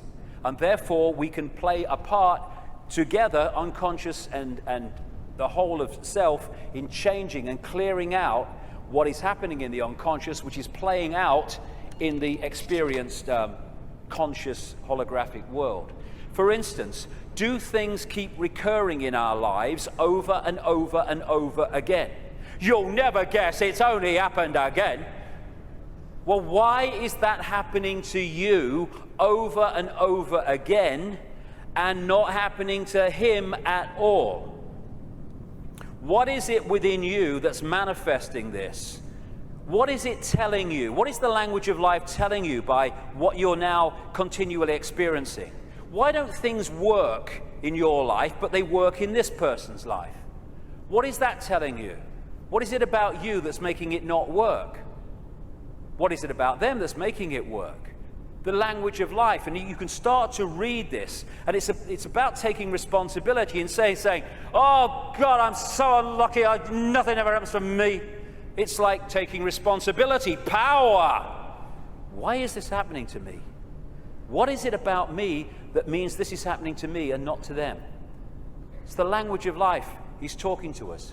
For instance, one of the things that totally bloody controls human experience is a desire for outcomes. We're all possibility. If we live as all possibility, our true self, then we're flowing. We're flowing with life. We haven't got an outcome because we're all possibility. We flow where we want to go and we flow where life takes us. Once you have an outcome, I want this, then you have pinned yourself to one possibility. And if that possibility doesn't happen, then you're in a state of disappointment. Even though you're all possibility and you can flow anywhere you like, I'm this what I want to be. And it's like a door. And people go through life and they're going, bang, bang, I want to be this, this is my outcome, bang. And the door's going and life's going, ain't opening. Ain't opening. Bang, bang, frustration, anger, why me? And it gets more, okay, now we're going to put this across the door. And they still go, bang, bang, this is my outcome. And then all the time this is going on, over here there's a door swinging open saying, hey, come through me, no problem. Oh no, I want to be this, bang. And we go through life and the door doesn't open and that one's saying, over here. But because we have an outcome, it means it controls our life. And like I said earlier, and suppresses our life. I don't have an outcome. I don't have an outcome. When I get up in the day, I don't have an outcome. I don't have an outcome in my life. I just go where it takes me. Outcomes are limitations, preconceived ideas. Now, intent is a very, very powerful force for change. This is my intent. That energy goes out there, and through what I call vibrational magnetism, it draws towards us what we need to do to achieve that intent. Not when there's an R in the month, and every now and again, every time. So when we have this intent, I want to be truly free. I want to be the true magnitude of how I am. I want to know what's going on in the world. I want to understand this. What happens is that intent, if you mean it, it's not just words, otherwise it's no power at all, then that intent will start drawing to you people, places, experiences which let you achieve that intent. And often they are very challenging, and your whole life, your old life starts to break down as a result of this. A lot of people go, if that's transforming, no thanks. And we go back to the old life. But intent, if we mean it, is the first stage of transforming our lives from what they are to what they could be. The thing about intent, however, that it's the need to sync the intent with what the language of life is telling us. Because if you sync the intent with that door that ain't meant to open, then you can have a very powerful experience called frustration. Because the intent then is not going to open the door, because it ain't meant to open, because it ain't your journey. I have this thing, flow equals go, stuck equals chuck. Or at least look again at what you're trying to do and how you're trying to do it. It might be how you're trying to do it that's not stopping it flowing. But in the end, life is not meant to be a bitch and then you die. It's not meant to be a series of frustrations and barriers. It's meant to flow. That's what we are. And if it's not flowing, then the language of life is saying something about us. Why isn't it flowing? And interestingly, I've experienced this so many times. I know other people have too. Once you acknowledge what the experience you're having is, maybe one you don't like, is saying about you, you acknowledge it, you bring it to the conscious, boom, there's an energy shift and the problem disappears. The pain in the arse in your life goes out. Because you've acknowledged it, you've read the language of life, and therefore you don't need to experience that anymore and come to that understanding, because you have, and it's gone. Taking responsibility is a very, very fundamental part of this transformation. Carl Jung, the Swiss psychiatrist, said, people will do anything, no matter how absurd, in order to avoid facing their own soul. And not taking responsibility is the absolute epitome of giving your power away. When we say it's all your fault that I'm in this situation, whether it's collectively or individually, what we're saying is, I don't have power over my life, you do. Taking responsibility is taking your power back and saying, okay, I'm taking responsibility for this because I have the power to change it. They're not responsible for it. They're not. They're just the language of life speaking to me about my responsibility. Therefore, I'm not going to play the blame game. This is my responsibility, and I'm going to deal with it. And when we do that, we take our power back and we can change things instead of going through life as a victim of other people's circumstance, which means we're powerless. That's little me. And we ask ourselves, why me? Why am I going through this experience? Well, through the process of vibrational attraction, vibrational magnetism, an expression of us is going out, and an expression of us comes back in the form of people, experiences, locations, jobs, everything. So therefore, what we're putting out is what we're pulling in. Why me? Because we're creating it. Bad luck, good luck, no such thing. Why do some people win? Some people lose. Because some people pull that in, some people pull that in. You get people who they say, you meet them and they say, nothing ever happens in my life. And you say, well, what would you like to happen? And they go, well, I don't know really. Well, I don't know really goes out as a vibrational information field, and what comes back is a life where nothing happens. Why? Because you don't know really. So we're not victims. We think we're victims, and the control system wants us to believe we're victims, because then we will do nothing to change the fact that we're not expressing the power that we have. Why me? Ask yourself, because it's your choice.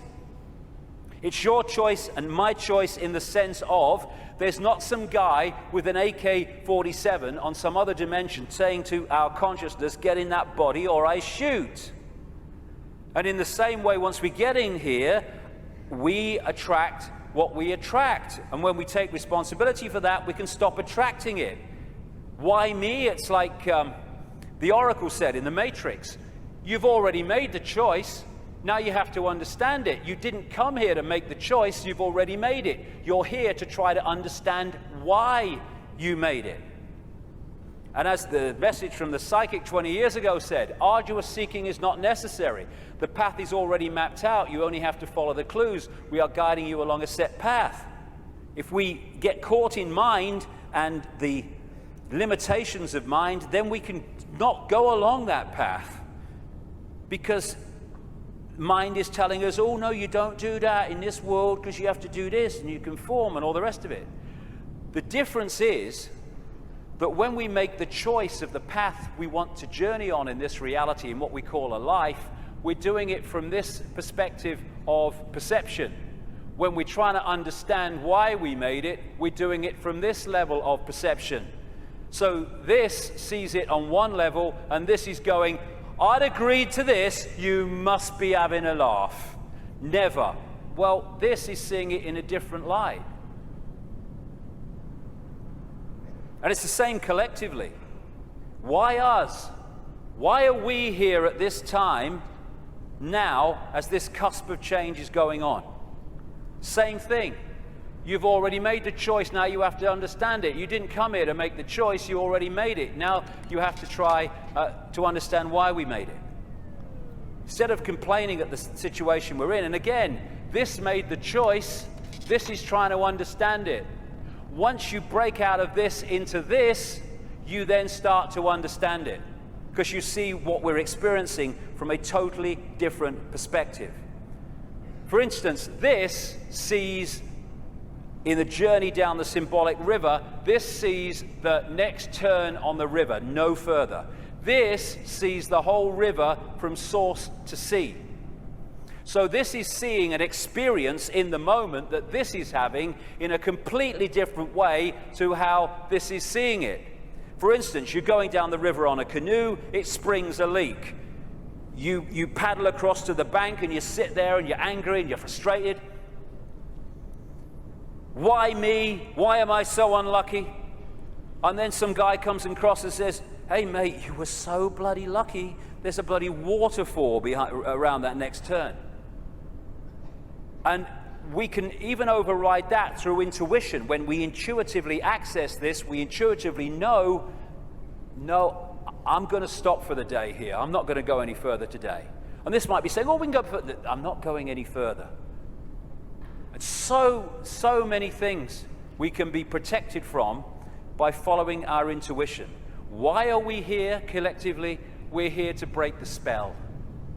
We're here to break the spell on the human collective mind. What a great thing. What a great thing to play a part in. To break this spell and to stop this human experience becoming this. And in the next few years, like I say, they're going to throw everything in desperation, like the cornered rat, trying to hold on to a control system that's falling. This is where we're going to need to have this perspective of I am consciousness, I'm having an experience, because that will make it so much easier as we go through this transformation and challenge, because if we're in this world and of it, those people are going to find the next few years very, very difficult. Because they will not have a perspective of what's going on, except everything's going crazy, and my God, what's going to happen next? This is a great line from a song. Freedom's just another word for nothing left to lose. Isn't it amazing how when you no longer have anything to lose, the butterfly emerges? Because it's fear of loss that keeps us in servitude so much. And when you've got nothing left to lose, suddenly all that's left is freedom. And that is going to be a very powerful experience that a lot of people are going to have in this next period of challenge as this cusp moves on. Just when the caterpillar thought life was over, it became a butterfly. It's amazing that when you're in, so many people have told the story that it was in their lowest moment of despair that boom, something emerged and transformed them. Nothing left to lose, freedom. Okay, I'm waking up, so what do I do? Well, I would suggest that we all stop making bloody excuses. You know, we can all come to the conclusion that there's this control system and it's doing this, and what about the children, and what about the grandchildren, what's going on? And then the list of excuses why we actually can't do something today. Well, there's a game on, and I've got to do this, and I've got to do that. Nothing is more important than focusing on what is happening, because everything comes from that. What can we do? We can refuse under any circumstances, no matter what the frickin' laws and the pressure and the imposition, we can refuse not to have the right to express our freedom of expression. Refuse under any circumstances to shut up.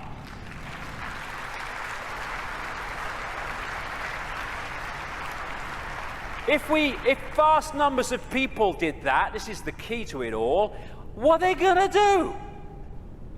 They don't have the numbers.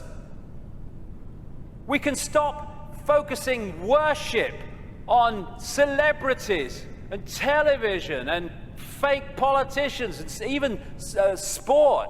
Not that I don't enjoy sport, but as long as it's there, peripheral vision, and not here, the worship, externalizing. And this is the biggest thing we can do. Human race, get off your knees. What are we doing down there?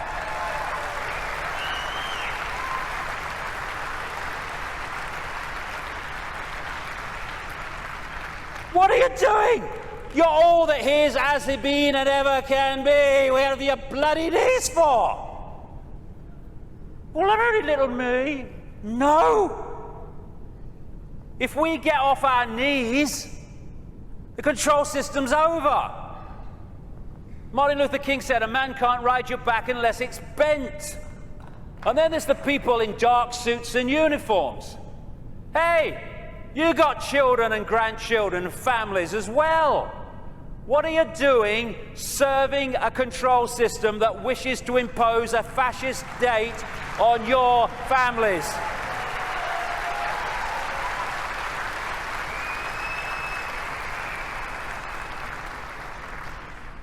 What are you going to say to your kids when the control system's in and it's controlling every facet of their bloody lives? Daddy, Mummy, Granddad, Grandma, what were you doing when the control system came in? I was helping to do it, dear. All the best with that conversation. What are we doing? Playing a part in, oh, it's me job. Well, get a bloody another one then. We gotta do this to our children because it's my job. What can we do? We can cease to serve the control system in uniform with a gun in our hands. We can do that.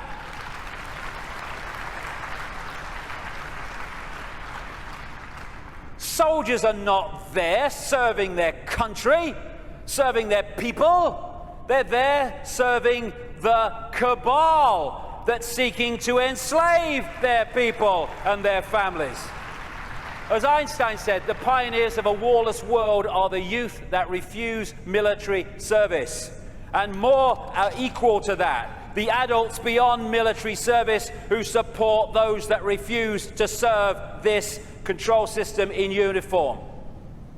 Oh no, you've got to serve your country. You serve your bloody country. I ain't doing it.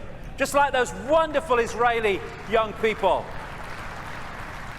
Know thyself. When you know thyself, when you know you are consciousness, the consciousness is going to get a machine gun and start shooting at aspects of itself. Mind does that. Mind fights. Consciousness doesn't even contemplate it. And that doesn't include just people in uniform. It means fighting for freedom. What's all that about? Let's fight for freedom. Let's have a riot in Athens and let's kill 3 people from the banking system. Hey, the world's a better place now. What you fight, you become. We don't want to fight this system. We need to cease to cooperate with it. This is a meeting of mind. One mind on a horse, one mind with something in its hand trying to do damage. Oh, they're 2 sides. They're one mind without consciousness. Freedom fighters, contradiction in terms. Cognitive dissonance. As Martin Luther King said, the limitation of riots, moral questions aside, is that they cannot win and their participants know it. Hence, rioting is not revolutionary but reactionary because it invites defeat. It involves an emotional catharsis, but it must be followed by a sense of futility. They want people to riot. It justifies more control. Nor do we need to meet this challenge with hate. That's playing away in the stadium we're trying to rid the world of. We don't need to hate these people.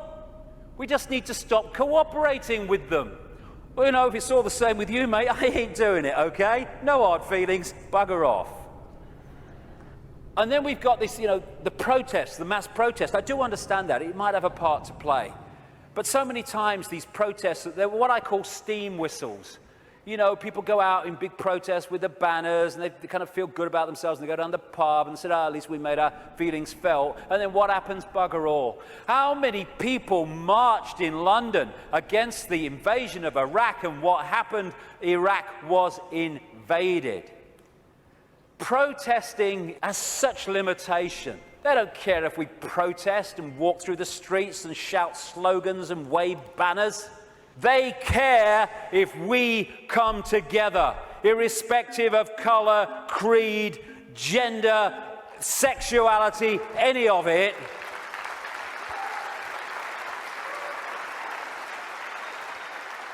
Put our differences aside and unite behind what affects us all and all our families.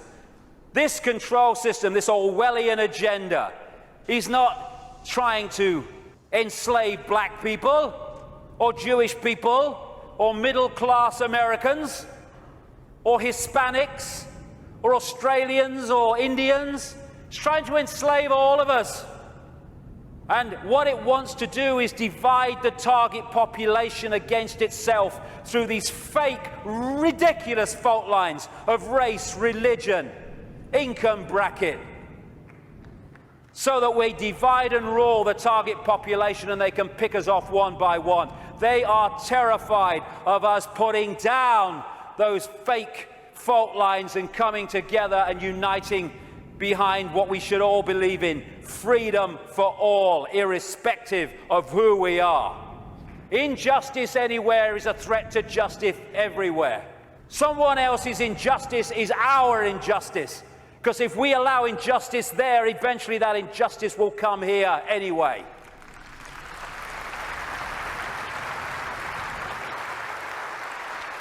In the end, we will remember not the words of our enemies, but the silence of our friends. Silence is consent. Can you hear us now?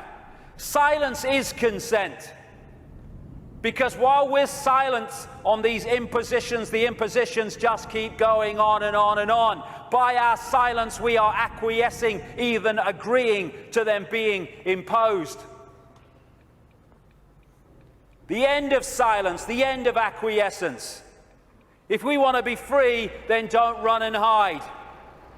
Because you can put your head in the sand and ignorance is bliss, but only for a while.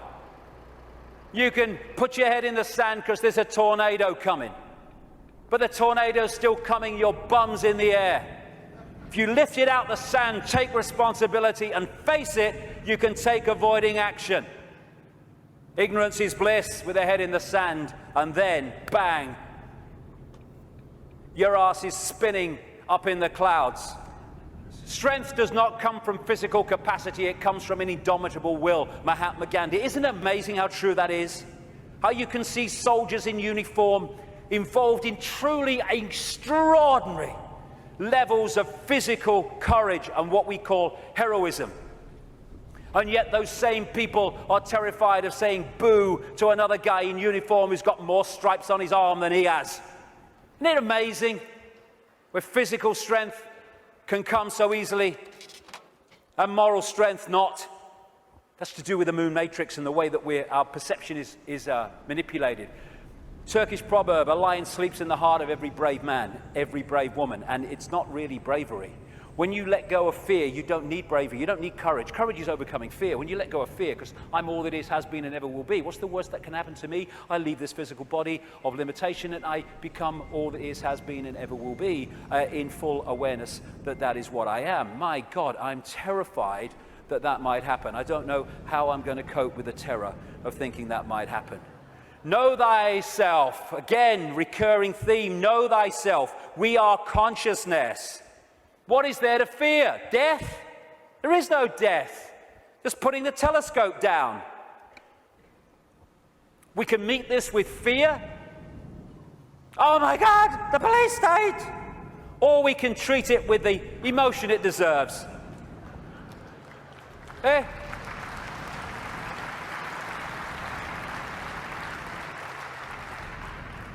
What we have to do is comply.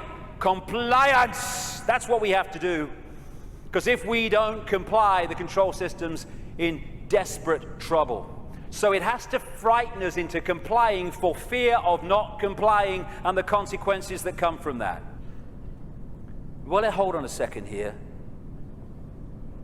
There's something about this that ain't right. When we look at this structure, we look there for the power. But why is that there? Because these silly sods are holding it up there. This is the power. They have to persuade them that they have the power, so they don't take the power to bring that crashing down. Fear of bringing it down through fear of not complying. Once we step out of the pyramid and refuse to cooperate with it, no violence necessary, by the way, then the pyramid starts to collapse because we're holding it together. It's a house of cards. That's all it is. Oh, it's the control system. It's a house of cards. Simple thing. People are being fined ridiculous amounts of money for putting their wheelie bins out on the wrong day or too many inches from the bloody curb. And people go, I don't know, what's the world coming to? It's the big brother state, innit? And then what you gonna do? What time's that game show on, honey? Terrible bloody thing, I don't know. What? What's that gonna do? Don't tell me that's Big Brother. It's little me that's causing that, not Big Brother. What if thousands of people, when someone is fined that money for that ridiculous thing, and like I say, they're just giving us more and more ridiculous things to see how much we'll take before we resist, and when we don't, they give us even more ridiculous things. What would happen if when someone is faced with that fine, thousands and thousands of people in that area put their wheelie bins out in the wrong place on the wrong day, week after week after week after week?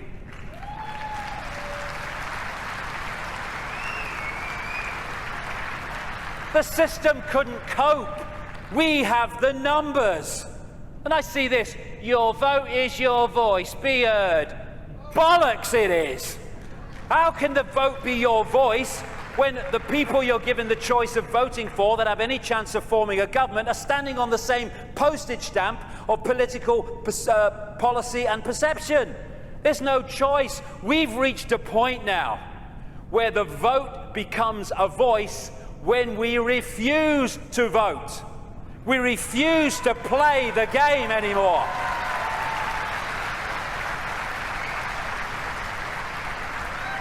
What would have happened at this recent election, this farce, if tens of millions of people had said, we've had a bellyful, we're not voting, it only encourages them?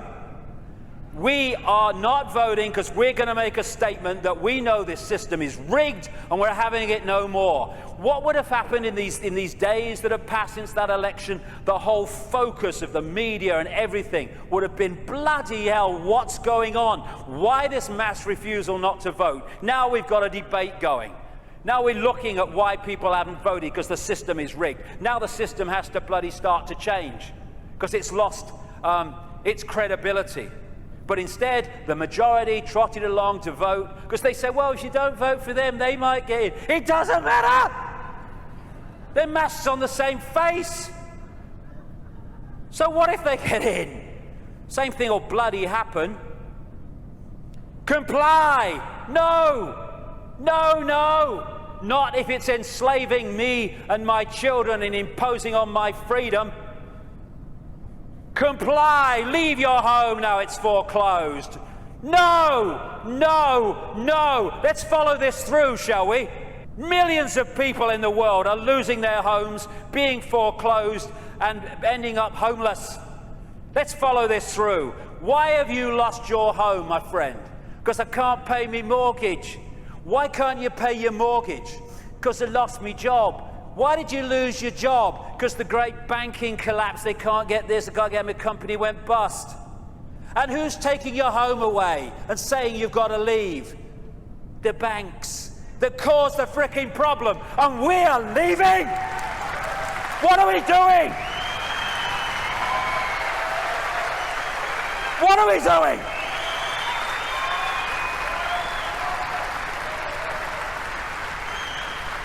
No, we won't leave when the banks have caused the problem and now they're telling us to leave to take the assets. No, we won't. And people who are not being foreclosed need to support those that are. We're all in this together.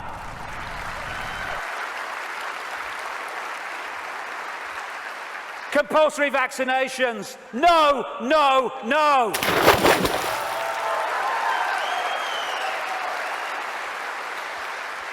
You must do what we say. We have changed the law. Not if you are imposing on my freedom and my rights to be a free citizen with a free voice. No, no, no. What are they going to do? They come out of Downing Street, whether it's Clegg and his mate bloody Cameron or it's bloody Obama or whoever it is in America, and they say, we've had a discussion and this is what we're going to do. What if vast numbers of people say, well, we ain't doing it? They've got no power whatsoever. Their power comes in our acquiescence. Oh, but you can't defy the law. Okay, let's follow this through, shall we? By the way, while I'm talking, put your arms out and I'll put the handcuffs on, because that's what you're telling me. What you're telling me is this. We have no say in laws that are passed. And then we have to obey those laws. Well, okay, forget freedom then. Okay, what if they passed a law that says, we take your children away? Would you obey it? Well, no. So there is a line then. There is a line. It's just where is that line? And if a law does not respect human freedom, it does not respect human justice, it doesn't respect fair play, we should not be acquiescing to those laws. We should be refusing to acquiesce.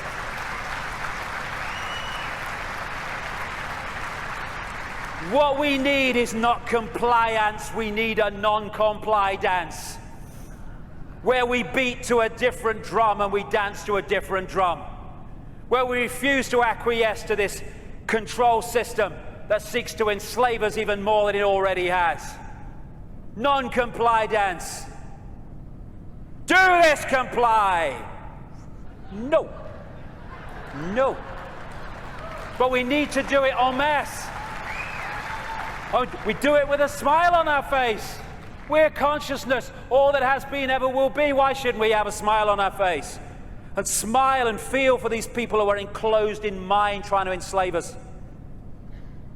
But we need to do it en masse. Because if we don't do it in numbers, then people get picked off. That's what's happening. I am all that is, has been, ever will be. You cannot grant me my freedom. It is not your gift to grant me my freedom or take it away, because I am, we all are, freedom.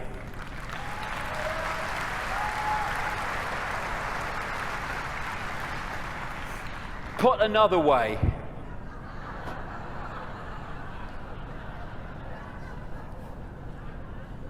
what would infinite consciousness do? Move perspective, little me, all that is. What would infinite consciousness do in the situations that we face, as against what would mind do? If it's not right, don't do it. If it's not true, don't say it. Absolutely right. You know what would change the world overnight? Is if we as a human race started doing what we knew to be right and just in the circumstances that we face, instead of making those decisions as so many people do and have long done on basis of what is right for me in this circumstance that I face. Okay, the just thing to do might not be in the moment the best thing to do, but it's the just and right thing to do. And if we started doing what we knew to be right when we're faced with these decisions, as opposed to what we perceive is right for us in the moment, although doing what is right for us in the eternity, then everything would change. If we want a world of peace, then be peaceful. It sounds trite, it sounds simple, but it's devastatingly profound. That's what we need to be with each other. You know, we have people going on anti-war marches who are hurling abuse at each other in their relationships and stuff like that. If we war with each other, then the collective version of that is warring collectively. If we want peace, let's be peaceful. If we want a world of kindness, then let's be kind. And it must come, for goodness sake. It must, if we're all kind to each other. We live in a kind world. Martin Luther King said, cowardice asks the question, is it safe? Expediency asks the question, is it politic? Vanity asks the question, is it popular? But conscience asks the question, is it right? There comes a time when one must take a position that is neither safe nor politic nor popular, but one must take it because it is right. And when enough of us take that stance, everything changes. The revolution is not a revolution of weapons, it's not a revolution of fighting, it's not a revolution of hatred, it's a revolution of perception, because everything changes. I am a lion then. I'm not the lamb I kept seeing in the mirror and the world kept telling me I was. And then that expresses itself out into the true nature of who we are. And miracles become possible. We're going into the epoch of what we perceive as miracles. It's just a greater understanding of the way everything works. And the system must fail when that happens.